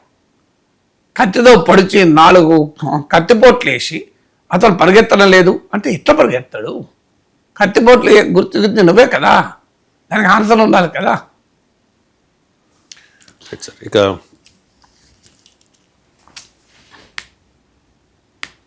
బంగారం ధర రోజు రోజుకు పెరుగుతోంది సార్. ఆల్ టైమ్ రికార్డు ధర ఢిల్లీ మార్కెట్లో 10 గ్రాముల 24 క్యారెట్స్ బంగారం ధర 1,18,900 సార్. ఒక్క రోజులోనే 2,700 హైక్ వచ్చింది. సో సామాన్యులు అయితే కొనడానికి భయపడే పరిస్థితి రోజు రోజుకు సరికొత్త రికార్డుల్ని సృష్టిస్తోంది. అంటే బంగారం భవిష్యత్తులో ప్రజలకు అందుబాటులో ఉండదా సార్? డిమాండ్ పడిపోతుందా? అదే ముందుగా ఢిల్లీ మార్కెట్ ధర అంటూ ఉండదండి. బంగారానికి ఒకటే ధర ఉంటుంది. కోడిగుడ్లు కాదు, ఢిల్లీలో ఒక ధర, హైదరాబాద్ ఇంకో ధర, బాంబేలో ఒక ధర ఉండదు. మీకు కోడిగుడ్ల ధరలు కూడా national egg coordination committee decide చేస్తుంది. కోడిగుడ్ల ధరలు కూడా, వంకాయలు టమాటాల ధరలు మారుతాయి. మీకు ఢిల్లీ మార్కెట్లో ఒకటి ఉంటుంది, హైదరాబాద్ మోండా మార్కెట్లో ఒకటి ఉంటుంది, హైదరాబాద్లో రోడ్డుపైన ఒకటి ఉంటుంది, శంకరపేట మార్కెట్లో ఉంటుంది. బంగారం ధర అలా ఉండదు. కోడిగుడ్ల ధరనే national egg coordination committee decide చేస్తే బంగారం ధర ఎక్కడ పోయినా ఒకటే రేట్ ఉంటుంది. ఎందుకంటే ఆన్లైన్లో నువ్వు కొనే టైంకు చూసి చెప్తారు బంగారం షాప్ వాళ్ళు. అందువల్ల నీ కాడ ఏమైనా ఉంటే వర్తకుడు మార్జిన్ కాస్త తగ్గించుకొని తమ ఓల్డ్ కస్టమర్ కదా అని తమ లాభాన్ని తగ్గించుకొని ఏమన్నా కొద్దిగా మార్పు చేయాల్సింది తప్ప పెద్దగా మారదు. మ్యాక్సిమం అయితే మేకింగ్ ఛార్జెస్లో అక్కడ ఇక్కడ కాస్త నీకు రిలీఫ్ ఇవ్వచ్చు. అందువల్ల ఫస్ట్ పాయింట్ మనకు అర్థం కావాల్సింది గోల్డ్ ప్రైస్ ఇస్ కామన్. ఎందుకంటే అది ప్రపంచ మార్కెట్ ధరను బట్టి ఉంటుంది. Dollar price global gold price ఉంటుంది. అందువల్ల గోల్డ్ ప్రైస్, ఎందుకంటే ఇండియాలో గోల్డ్ టమాటాల వంకాయలాగా ప్రొడక్షన్ ఉండదు. మనకు గోల్డ్ ఈజ్ మోస్ట్లీ ఇంపోర్టెడ్. ఎందుకంటే గోల్డ్ మైన్స్, మీరు కోలార్ గోల్డ్ మైన్స్, ఇవాళ కోలార్ గోల్డ్ మైన్స్లో బంగారం రావడం లేదు, సినిమాలు వస్తున్నాయి. కేజీఎఫ్లని బంగారం తవ్వితే బంగారం వస్తుంది, తవ్వితే సినిమాలు వస్తున్నాయి. సో అందువల్ల గోల్డ్ అనేది మైండ్ గోల్డ్ లేదు. ఉన్న గోల్డ్లలో ఇంపోర్టెడ్ గోల్డ్ ఒకటి, రీసైకిల్డ్ గోల్డ్ అంటారు. అంటే మన దగ్గర ఉన్న నగలు ప్రజలు మళ్ళీ మార్కెట్లోకి ఇచ్చి ఆ నగల్ని బంగారంగా మార్చుకోవడం. అందువల్ల gold is imported or recycle. There nothing like a mined gold now. అందువల్ల గోల్డ్ ప్రైసెస్ ప్రపంచం అంతా ఒకటే ఉంటాయి. ఇక మీరన్న ప్రశ్న చాలా ఇంపార్టెంట్ ప్రశ్న, ఇంట్రెస్టింగ్ ప్రశ్న. ఇది ఎక్కడ దక్కపోతుంది? నేను చదివాను 2025లోనే 47% గ్రోత్ అంట. ఇప్పటిదాకా గోల్డ్ను 2 రకాలుగా వాడతారు. ఒకటి ఇన్వెస్ట్మెంట్, 2 జ్యువెలరీగా వాడతారు. మన దేశంలో జ్యువెలరీ ప్రధానమైంది, ఇన్వెస్ట్మెంట్ కూడా పెరిగింది. సో ఇన్వెస్ట్మెంట్గా పెరిగేవారు అబ్నార్మల్ గ్రోత్ ఉంటే పెట్టాలంటే భయపడతారు. ఇప్పుడు 50,000 ఉన్నప్పుడు నుంచి చూస్తున్నా, నేను 30,000 ఉన్నప్పుడు చూస్తున్నా. 30,000 అప్పుడు గోల్డ్ కొంటే అంత ఉన్నది 30,000 ఉంది, ఇంకా పెరుగుతుందా అన్నారు. 50,000 అయింది, ఇంకా పెరుగుతుందా అన్నారు. 80,000 అయింది, 80,000 అయింది, 1,00,000 అవుతుందట కదా అంటే మళ్ళీ ఇంకా పెరుగుతుందా, ఇప్పటికి ఎక్కువ పెరుగుతుంది. ఇప్పుడు 1,00,000 అయినాక కూడా కొందామా అంటే ఇంకా పెరుగుతుందా అన్నారు. 1,20,000 అయింది. నేను రిటైర్ అయినప్పుడు 2023 ఆగస్టులో పెద్దవాళ్ళు ఏదో అడ్వైజ్ చేశారు, అరే రిటైర్ అయిన పైసలు బ్యాంక్లో డిపాజిట్లు పెడితే ఏమొస్తుందిరా, ఇంట్రెస్ట్ కూడా పెద్దగా రాదు, ఆ వచ్చింది ఇన్కమ్ ట్యాక్స్కి పోతుంది, బంగారం కొనిపెట్టుకో, బిడ్డ పెళ్ళికి ఉపయోగపడుతుంది ఫ్యూచర్లో అన్నారు. నేను అప్పటికి 50,000 ఉంది, అంత రేట్ ఉంది కదా ఇంకా పెరుగుతుంది అన్న. కొనిపెట్టుంటే నా రిటైర్మెంట్ ఫండ్ వచ్చిన పైసలు ఇలా రెట్టింపయ్యాయి. కానీ ఆ రోజుల్లో బంగారం పైన ఇన్ని వీడియోలు చేసి ఇంత మాట్లాడిన నేనే నా రిటైర్మెంట్ డబ్బులు బ్యాంకుల్లో ఉంచుకున్న డిపాజిట్ కానీ గోల్డ్గా మార్చుకోలే. టైం అంటే అర్థం ఏంటి? Gold as an investment option కూడా మార్కెట్ ఇంత వొలటైల్గా ఉంటే, మార్కెట్ ఇంత అబ్నార్మల్గా ఉంటే పెట్టలేరు, భయపడతారు. మార్కెట్ ఒక ఆర్డర్లీ గ్రోత్ ఉంటే అప్పుడు పెడతారు, ఆర్గానిక్ గ్రోత్ ఉంటే పెడతారు. Market orderly and organic growth ఉండాలి. మార్కెట్లో అబ్నార్మల్ సిమ్టమ్స్ ఉన్నాయి, అందువల్ల ఇన్వెస్ట్ చేయాలన్నా భయపడతారు. ఇక జ్యువెలరీకి వాడికి మన దేశంలో బంగారం పెళ్లికి అవసరం కనుక తప్పదు, కొంత మేరకు కొంటారు. కానీ ఆ డిమాండ్ కూడా తగ్గుతుంది. ఎందుకు తగ్గుతుంది అంటే అత్తగారు అంటారు గోల్డ్ కొని అని అన్నారు కన్నా ఇంకో రూపాయలు ఇయ్యి అని. ఎందుకంటే ఎవరైనా గోల్డ్ ధర పెరుగుతుంది కానీ కుటుంబాల కెపాసిటీ పెరగదు కదా.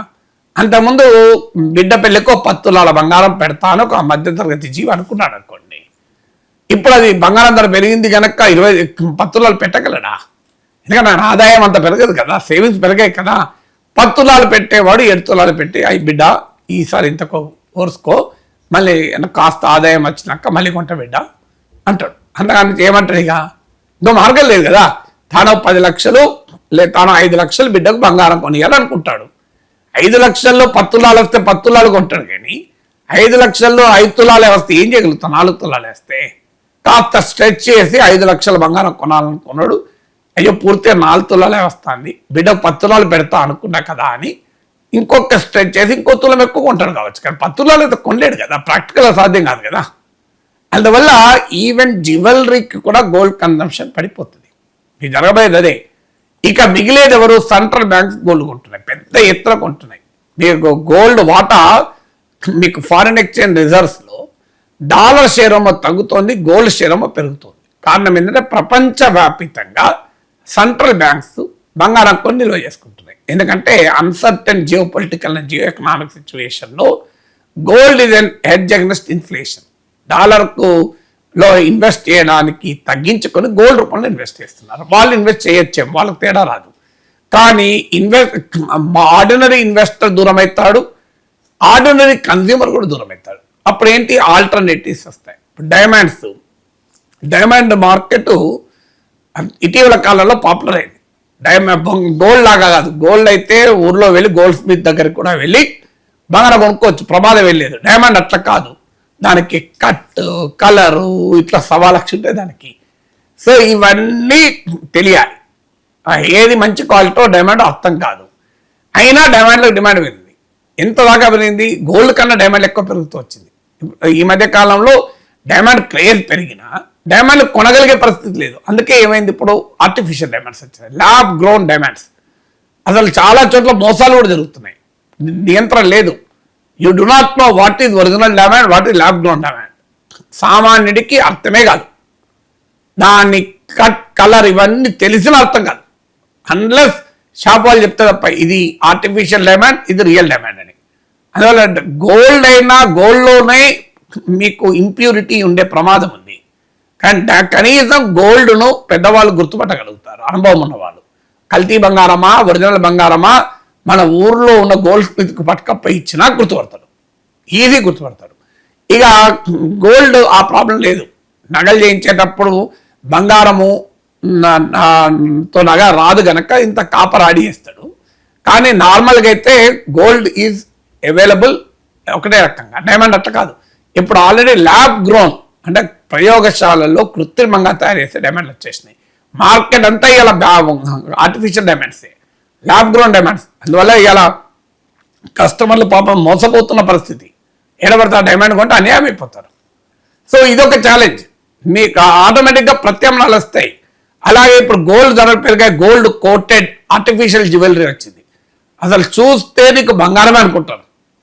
ఆర్టిఫిషియల్ జ్యువెలరీ మీకు అదే ఒక బంగారము నక్లెస్ చేయించుకోవాలంటే 20 లక్షలు అయితే 5,000 10,000లలో క్వాలిటీ ఆర్టిఫిషియల్ జ్యువెలరీ వస్తుంది. క్వాలిటీ వేసుకునే వారికి పర్సెప్షన్ ఇది బంగారం కాదు అని సొంత భావన తప్ప బయటోడు ఎవడు గుర్తుపట్టలేడు. అంత బ్రహ్మాండం ఒకప్పట్లాగా లేదు. క్వాలిటీ ఆర్టిఫిషియల్ జ్యువెలరీ వచ్చేసాయి, నీకు బంగారం లాగానే కనబడతాయి. ప్రజలు దానికి పోతున్నారు, ఏం చేస్తారు? వెండి సిల్వర్ కాస్ట్లీ అవుతుంది, అందుకే సిల్వర్ కోటింగ్ వస్తుంది, ఇటాలియన్ సిల్వర్ వస్తుంది. మీరు గమనించండి, సిల్వర్ లాగానే ఉంటుంది ఇటాలియన్ సిల్వర్, కానీ చాలా చీప్. సో మీకు అమెరికన్ డాలర్ తర్వాత ఇంకో కంట్రీ సింగపూర్ డాలర్ సేమ్ ఉంటుంది కదా రేటు. సో ఆ రకంగా మీకు Indian rupee Nepali rupee rate ఒకటే ఉండదు కదా. అట్లా మన సిల్వర్ కన్నా ఇటాలియన్ సిల్వర్ వచ్చేసింది గమనిస్తే. అందువల్ల బంగారము ఒక బియాండ్ పాయింట్ వెళ్తే పెద్ద ఎత్తున డిమాండ్ కూడా పడిపోతుంది. సో అనివార్యంగా పడిపోతుంది, ఎందుకంటే ఏం చేయగలుగుతారు? బహుశా ఇలాగే అయితే ఒక 100 ఏళ్ల తర్వాత మానవ జాతి చరిత్ర వస్తే మానవ సమాజంలో గతంలో బంగారాన్ని చాలా ఎక్కువగా వాడేవారు. ఇప్పుడు అంటాను చూడండి, రాయల వారి కాలంలో మార్కెట్లలో రతనాలు పోసి అమ్మేవారట అని మనకు చరిత్రలో పాఠాలు అంటారు. అది నిజమో నాకు తెలియదు, కానీ రాయలసీమలో ఇలా మన కూరగాయల బండ్లు వేరుశనక్కాయ మొక్కజొన్న కంకులు అమ్మినట్టు రతనాలు అమ్మేవాళ్ళు అని. అది అమ్మారో తెలియదు, కానీ ఆ పరిస్థితి ఇప్పుడు లేదు కదా.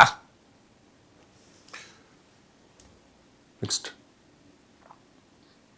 ఆంధ్రప్రదేశ్ శాసన మండలిలో విశాఖ స్టీల్ ప్లాంట్ పై చర్చ జరిగింది సార్. ఈ చర్చ సందర్భంగా మంత్రి లోకేష్ కొన్ని కామెంట్స్ చేశారు. విశాఖ స్టీల్ ప్లాంట్ ప్రైవేటీకరణ జరగదంటే జరగదు అని చెప్తూ ఉన్నారు. దాంతోపాటు ఆపింది కూడా మేమే అని చెప్పి క్లెయిమ్ చేసుకున్నారు. ఒకసారి లోకేష్ బ్యాక్ ప్లీజ్.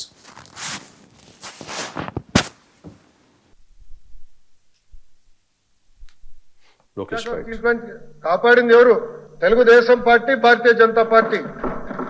ఆనాడు చంద్రబాబు నాయుడు గారు ముఖ్యమంత్రిగా ఉంటే ప్రధానమంత్రిగా వాజ్పేయి గారు ఉన్నారు అధ్యక్ష. ఆ రోజు సుమారుగా 1350 కోట్ల రూపాయలు 1998లోనే ఆనాడు డబ్బులు కేటాయించి విశాఖ ఉక్కు ప్రైవేటీకరణ జరగకుండా మేము కాపాడుకున్నాం అధ్యక్ష. ట్రాక్ రికార్డ్ మాకు ఉంది అధ్యక్ష. కాపాడాల్సిన బాధ్యత కూడా మా పైన ఉందని మాకు బాగా తెలుసు. 2024లో కూటమి ప్రభుత్వం ఏర్పడిన తర్వాత మేము అందరం చర్చించాం. నేనే స్వయంగా విశాఖపట్నంలో ఎమ్మెల్యేలతో మీటింగ్ పెట్టుకున్నాం, ఎంపీ గారితో కూడా కూర్చున్నాం, బీజేపీ నాయకులతో కూడా మేము మాట్లాడాం. ఏం చేస్తే బాగుంటుంది, ఎలా చేస్తే బాగుంటుంది. ఎందుకంటే దేశవ్యాప్తంగా ఒక నిర్ణయం తీసుకుంది కేంద్ర ప్రభుత్వం, ఆంధ్ర రాష్ట్రానికి ఎగ్జంప్షన్ వస్తుందా అని చర్చించాం అధ్యక్ష. కానీ డబుల్ ఇంజిన్ సర్కార్ ఉంది కనుకనే ఆంధ్ర రాష్ట్రానికి ఎగ్జంప్షన్ వచ్చింది అధ్యక్ష. ఈరోజు కేంద్ర ప్రభుత్వం ముందలకు వచ్చి మీరు చూస్తే దాదాపు 11,500 కోట్ల రూపాయలు ఇచ్చి విశాఖ ఉక్కు ప్రైవేటీకరణ జరగకుండా కాపాడుకుంది తెలుగుదేశం, భారతీయ జనతా పార్టీ, జనసేన పార్టీ ప్రభుత్వ అధ్యక్ష. ఈ యొక్క ప్రోగ్రాం కోసం గౌరవ ముఖ్యమంత్రి గారు ప్రధానమంత్రి గారు కలిసారు అధ్యక్ష. నిర్మలా సీతారామన్ మేడం గారిని రాత్రి 12:38 మా దగ్గర ఫోటో ఉంది, కావాలంటే మీ అందరు కూడా పంపిస్తాను. రాత్రి 12:38 కూర్చున్నారు, మీటింగ్ జరిగింది. ఆ మీటింగ్ లో క్లించ్ చేశారు అధ్యక్ష. రివైవల్ ప్యాకేజ్ ప్రైవేటీకరణ జరగకూడదు, ఇది మా ఆంధ్రుల హక్కు, మాకు ఎమోషన్స్ అటాచ్ అయి ఉంది, కాపాడాలని మేము రిక్వెస్ట్ చేస్తే ఆ రోజు కుమారస్వామి గారు, సీతారామన్ మేడం గారు, ప్రధానమంత్రి గారు ముగ్గురు కలిసి ఏకంగా విశాఖ ఉక్కుకి పెద్ద ఎత్తున నిధులు కేటాయించారు, ఆదుకున్నారు అధ్యక్ష. ఇది మా ప్రభుత్వానికి ఉన్న చిత్రం. Right sir. డబుల్ ఇంజిన్ సర్కార్ వల్ల ఇది సాధ్యమైంది, ఇది టీడీపీ ట్రాక్ రికార్డ్, మేమే ఆపాము అని చెప్తూ ఉన్నారు. ఇప్పుడు చెప్పాల్సింది ఎవరు? కేంద్రం, ప్రధానమంత్రి చెప్పాలి, లేదా ఆర్థిక మంత్రి చెప్పాలి. లోకేష్ చెప్తా అవుతుందా? నాకు అర్థం కాలేదు. లోకేష్ ఎవరితో మీటింగ్ పెట్టాడు? విశాఖపట్నం ఎమ్మెల్యేలతోని, ఎంపీతో కూర్చున్నాడు, బీజేపీ నాయకులతో కూర్చున్నాడు. వాళ్ళ చేతులు ఉందా?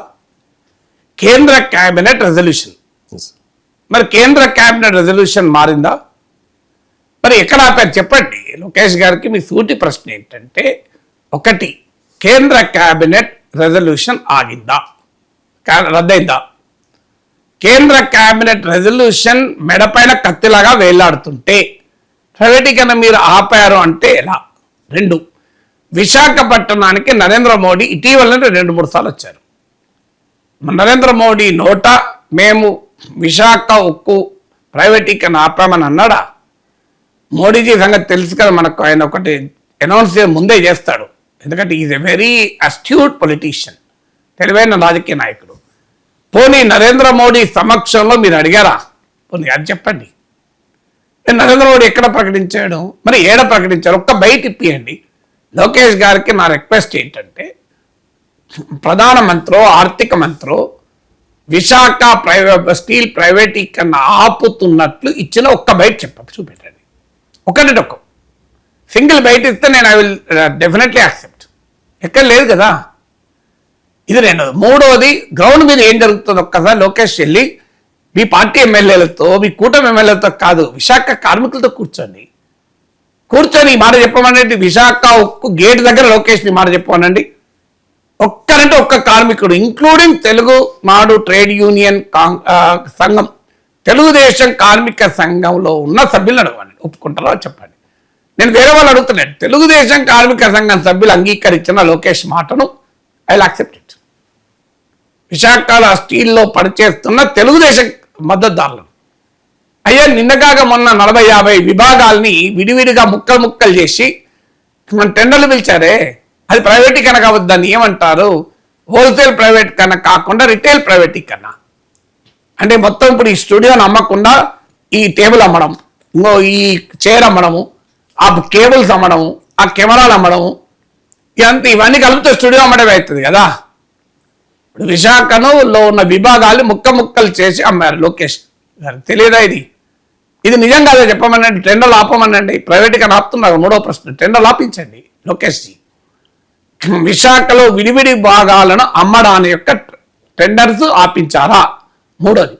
నాలుగోది, అసలు 11,000 కోట్లు ఇచ్చితే ప్రైవేట్గా ఆపుతుందని ఎవరు చెప్పారు? లోకేష్కి మా రిక్వెస్ట్ ఏంటంటే, మీరు నేను ఒక టీవీ స్టూడియోలో కూర్చున్నాం.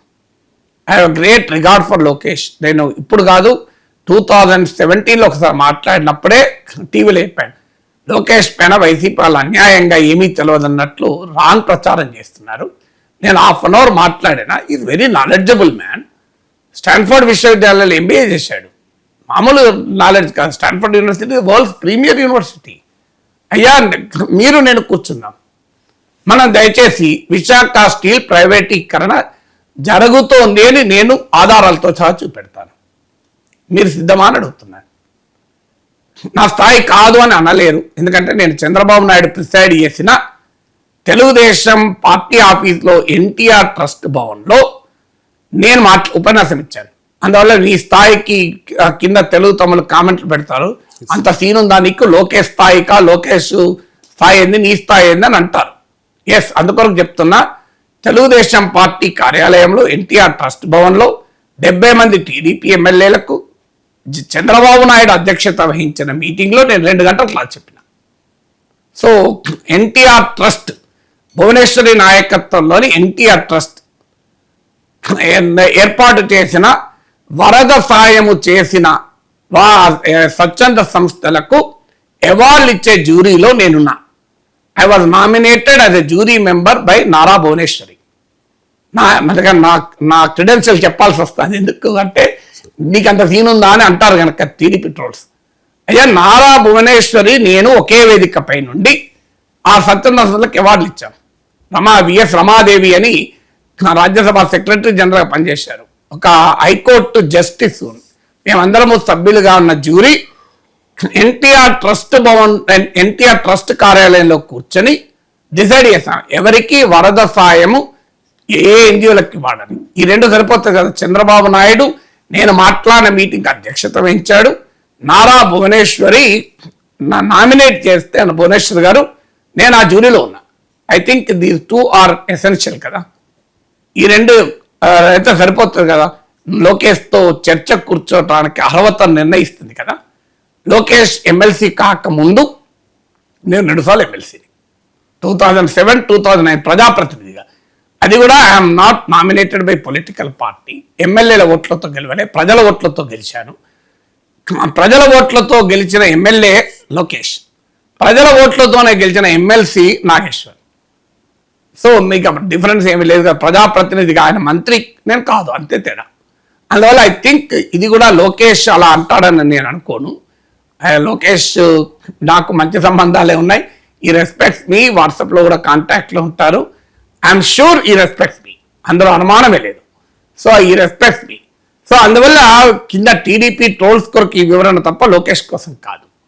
అందువల్ల లోకేష్ గారికి రిక్వెస్ట్ ఏంటంటే, అయ్యా మనం టీవీలో కూర్చున్నాం, అది కూడా మీరు ఎంపిక చేసిన ఛానల్లో, మీరు ఎంపిక చేసిన యాంకర్తో. నాకే అభ్యంతరం లేదు. ఒక డీసెంట్ డిగ్నిఫైడ్ డిబేట్. బహుశా లోకేష్ గారు కూడా సమాచారం ఉండకపోవచ్చు. నేను ఎందుకంటే లోకేష్ గారు ఎన్నిసార్లు వెళ్ళారో విశాఖ స్టీల్ నాకు తెలియదు, కానీ నేను 60 సార్లు వెళ్ళాను. విశాఖ ఉక్కు పరిరక్షణ ఉద్యమంలో నేను ప్రత్యక్ష పాత్ర పోషించాను. హైదరాబాద్లో కూర్చొని మాట్లాడతలేను నేను. విశాఖ స్టీల్ కార్మిక సంఘ మీటింగ్లలో కనీసం 1 డజన్ సార్లు మాట్లాడాను. విశాఖ స్టీల్ లోపల ఆ సిటీ విశాఖ స్టీల్ కార్మికుల ఇళ్లలో రోజుల తరబడి ఉన్నాను. అందుకని చెప్తున్నాను, మీరు ఎవరైనా అడగండి, విశాఖ ఉక్కు పరిరక్షణ సమితిలో ఉన్న అన్ని రంగుల జెండాలు కలిగిన ట్రేడ్ యూనియన్లు అడగని చెప్తారు. నాకు విశాఖ ఉక్కు పరిరక్షణ ఉద్యమానికి ఉన్న అనుబంధం ఏంటది. ఆ హోదాలో కూడా నాకు హక్కు ఉంది కదా మంత్రి గారితో చర్చ కలిగింది.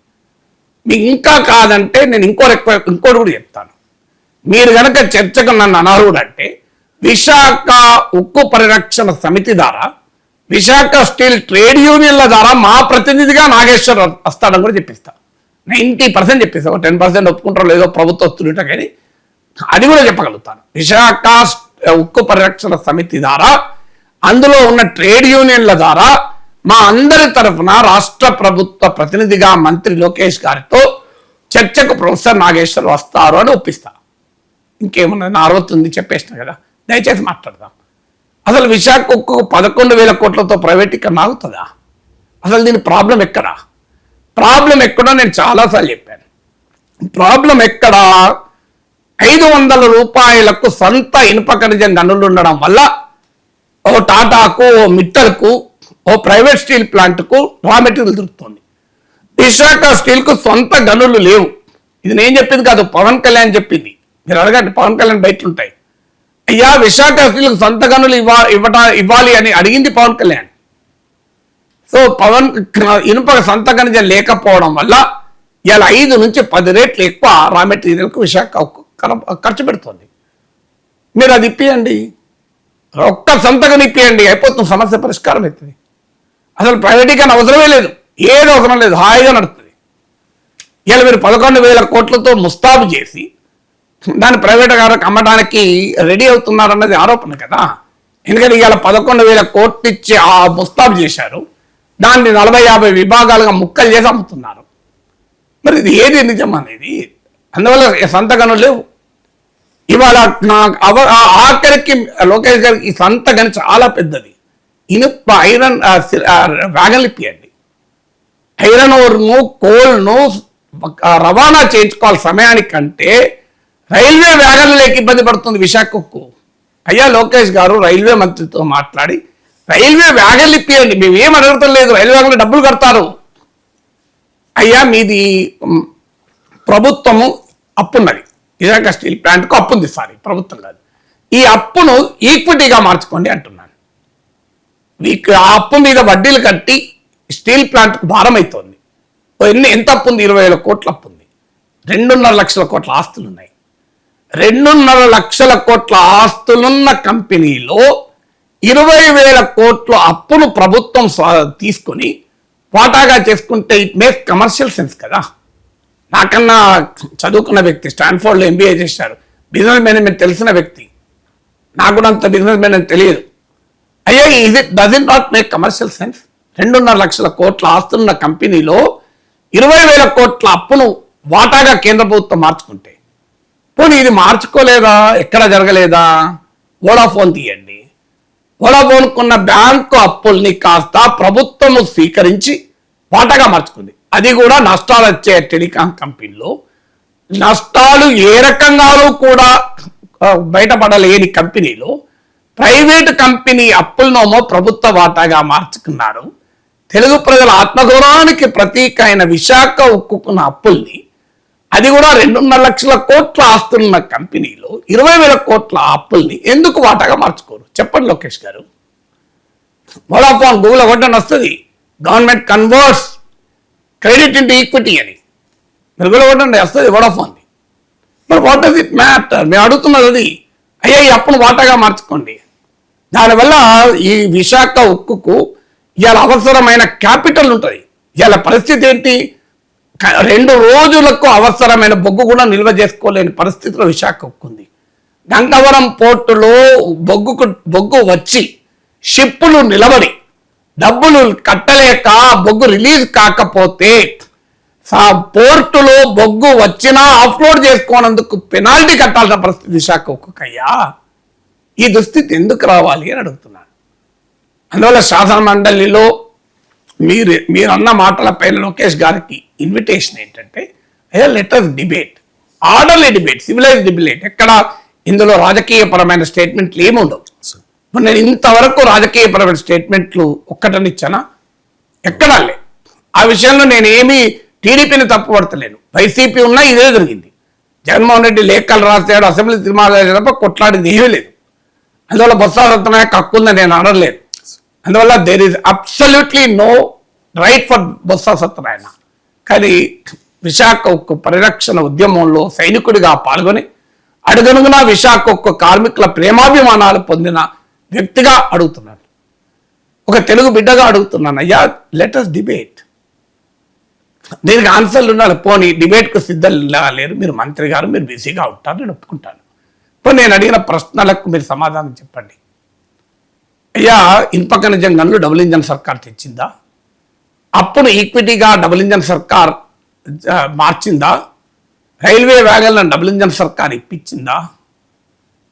Capital working capital double engine సర్కార్ కల్పించిందా? 40-50 ముక్కలుగా చేసి అమ్మడాన్ని డబుల్ ఇంజన్ సర్కార్ ఆపిందా?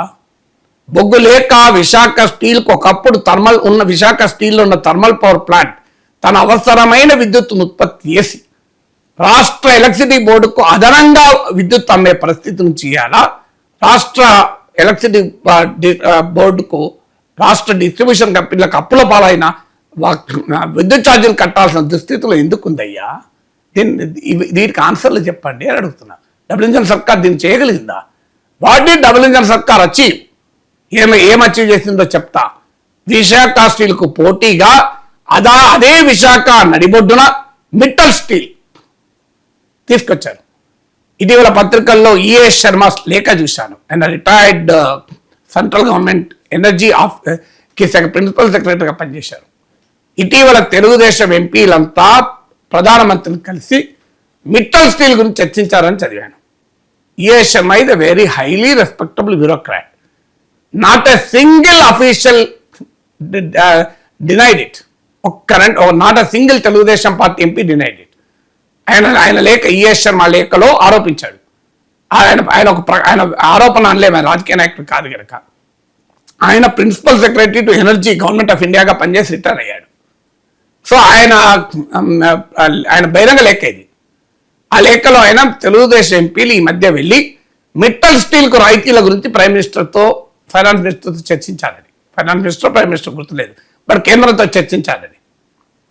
మరి విశాఖ స్టీల్ పైన ప్రైమ్ మినిస్టర్ను కూటమి ఆంధ్రప్రదేశ్ ఎంపీలు ఏ రోజున కలిశారు, ఏ మెమరాండం ఇచ్చారు, ప్రైమ్ మినిస్టర్ ఏమైనా అష్యూరెన్స్ ఇచ్చారు, పిఎంఓ రిలీజ్ చేసిన ఒక్క స్టేట్మెంట్ చూపెట్టండి. మీరు అసెంబ్లీలో మండలిలో స్టేట్మెంట్ కాదు, పిఎంఓ స్టేట్మెంట్ ఉండాలి కదా. ప్రధానమంత్రి కార్యాలయం నుంచి ఇంకో తెలుగుదేశం ఆంధ్రప్రదేశ్ చెందిన కూటమి ఎంపీలు ప్రైమ్ మినిస్టర్ను కలిశారు, విశాఖ ఉక్కు గురించి ఇంకో పలానా అడిగారు, దానికి ప్రధానమంత్రి పలానా శాంక్షన్ చేశారు, ప్రైవేటీకరణ ఆపుతామని హామీ ఇస్తూ కేబినెట్ తీర్మానాన్ని ఉపసంహరించుకుంటామని చెప్పారని ఒక పిఎంఓ స్టేట్మెంట్ చూపండి లోకేష్ గారు. I will salute you. నాకన్నా వయసులో చిన్నవాడైనా ఐ విల్ సల్యూట్ యూ. ఇక ఆంధ్రప్రదేశ్ ప్రజల మనోభావాల్ని గౌరవిస్తూ విశాఖ స్టీల్ ప్లాంట్ ప్రైవేటీకరణ ఆగకుండా ప్రత్యేక ప్యాకేజీ ఇచ్చినందుకు ప్రధాని మోదీ గారికి ధన్యవాదాలు తెలుపుతూ ఒక తీర్మానం ప్రవేశపెట్టారు సార్ లోకేష్. ఆ తీర్మానాన్ని మండలి ఏకగ్రీవంగా ఆమోదించింది కూడా. ఎందుకు సార్ మోదీకి ధన్యవాదాలు? అరుణ్ జైట్లీకి ధన్యవాదాలు చెప్తూ ప్రత్యేక ప్యాకేజ్ ఇచ్చినందుకు చంద్రబాబు నాయుడు తీర్మానం ప్రవేశపెట్టి ఆమోదించారు. అదే చంద్రబాబు నాయుడు తర్వాత వచ్చి విమర్శించాడు. అవునా కాదు? ఇది మనకు తెలియదా? ఇది అదే చంద్రబాబు నాయుడు మోడీ ఏమిచ్చాడు, మాకు మా నోట్లో మట్టి కొట్టాడు, నీళ్లు చల్లాడు అని చెప్పాడు కదా. ప్రత్యేక ప్యాకేజు ప్రత్యేక హోదా కన్నా గొప్పది. ప్రత్యేక హోదా అంటే లాఠీ చార్జ్ చేసి లోపలేస్తాం. ప్రత్యేక ప్యాకేజ్ ఇచ్చినందుకు ఫైనాన్స్ మినిస్టర్ అరుణ్ జైట్లీకి ధన్యవాదాలు చెప్తూ తీర్మానం ఆమోదించారు. తర్వాత అదే చంద్రబాబు నాయుడు 1 year 2 years లోపలే ప్రత్యేక హోదా కొరకు ఉద్యమం జరుపుతామంటూ ధర్మ పోరాట దీక్షలు చేశాడు. ఇది హిస్టరీ కదా, రీసెంట్ హిస్టరీ కదా. పవన్ కళ్యాణ్ కాకినాడ గడ్డపై నుంచి హిందీలో కూడా మాట్లాడాడు. పాచిపోయిన లడ్డూలు ఇస్తారా మాకు ప్రత్యేక ప్యాకేజ్ అని అన్నారా లేదా? హిందీలో మే బోల్ రా హూ అమిత్ షా జీ మోడీజీ అని హిందీలో మాట్లాడలేదా? మరి అదే ప్రత్యేక పాచిపోయిన లడ్డూలు ఇచ్చిన మరి ఇప్పుడు పవన్ కళ్యాణ్ తర్వాత ఏం మాట్లాడాడు? రాజకీయ నాయకులు వైఖరి ఎలా ఉంటుంది దానికి ఇప్పుడు మోడీకి ధన్యవాదాలు చెప్పారు, రేపు ధర్మపోరాట దీక్ష చేస్తారు చూస్తుండండి మీరు. మళ్ళీ రాజకీయాలు మారిపోయాయి, మోడీ ఓడిపోతాడు, ఎన్డీఏ రాదు పవర్లోకి అనే రాజకీయ వాతావరణం రానియండి. మళ్ళీ చంద్రబాబు నాయుడు లోకేష్లు రోడ్డెక్కి ధర్మ పోరాటాలు చేసి మమ్మల్ని నమ్మక ద్రోహం చేశారు, విశాఖ ఉక్కు విషయంలో అన్యాయం చేశారు, మీ మాటలు నమ్మాం మేము అంటారు. అంటే మా తెలుగువారి బతికేంటంటే ఎప్పుడు అన్యాయానికి గురి కావడం, ధన్యవాదాలు చెప్పడం, అన్యాయానికి గురి కావడం, ధన్యవాదాలు చెప్పడం. మన పరిస్థితి అంతే కదా. ధన్యవాదాలు చెప్తాం, తర్వాత మోసానికి గురి మోసపోతాం. ధన్యవాదాలు చెప్తాం, మోసపోతాం. ప్రత్యేక ప్యాకేజీకు ధన్యవాదాలు చెప్పాం, తర్వాత ధర్మ పోరాటాలు చేశాం. ఇప్పుడు విశాఖ ఉక్కుకు ధన్యవాదాలు చెప్తాం, రేపు మళ్ళీ రాజకీయాలు మారితే ధర్మ పోరాటాలు చేస్తాం. అంటే ధన్యవాదాలు ధర్మ పోరాటాల మధ్యనే తెలుగు జాతి బతకాలి. ఎందుకు? ఈ రాజకీయ పార్టీల రాజకీయ అవసరాల కొరకు, రాజకీయ నాయకుల రాజకీయ ప్రయోజనాల కొరకు తెలుగు జాతి ధన్యవాదాలకు ధర్మ పోరాటాల మధ్యనే ఊగిసలాడుతూ ఉండాలి. ఇదంతా ఇప్పుడు నేను చెప్పిన దాంట్లో ఏదైనా ఫ్యాక్ట్ కానీ ఉందా చెప్పండి. అరుణ్ జైట్లీకి ధన్యవాదాలు చెప్తూ చంద్రబాబు నాయుడు బయట ఉంటుంది, యూట్యూబ్లో చూడండి. మోడీని ధర్మ పోరాటం చేస్తూ ప్రశ్నిస్తూ బయట కూడా ఉంటుంది. దేని తర్వాత ఏది? ఫస్ట్ ధన్యవాదాలు, తర్వాత ధర్మ పోరాటం. ఇప్పుడు మళ్ళీ ధన్యవాదాలు, నెక్స్ట్ ధర్మ పోరాటం వస్తుంది. ఇంతకాలం చూడండి, ఇంకా 3 ఏళ్ళు కాబట్టి 5 ఏళ్ళు ధర్మ పోరాటం అనివార్యం.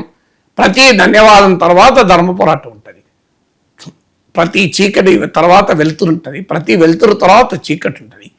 తెలుగు జాతికి రాజకీయ పార్టీల పుణ్యమా అని ఆంధ్రప్రదేశ్ ప్రజలకు ముఖ్యంగా ధన్యవాదాలు చెప్పుడు ధర్మ పోరాటం చేస్తే మిగులుతుంది. Right, thank you so much sir.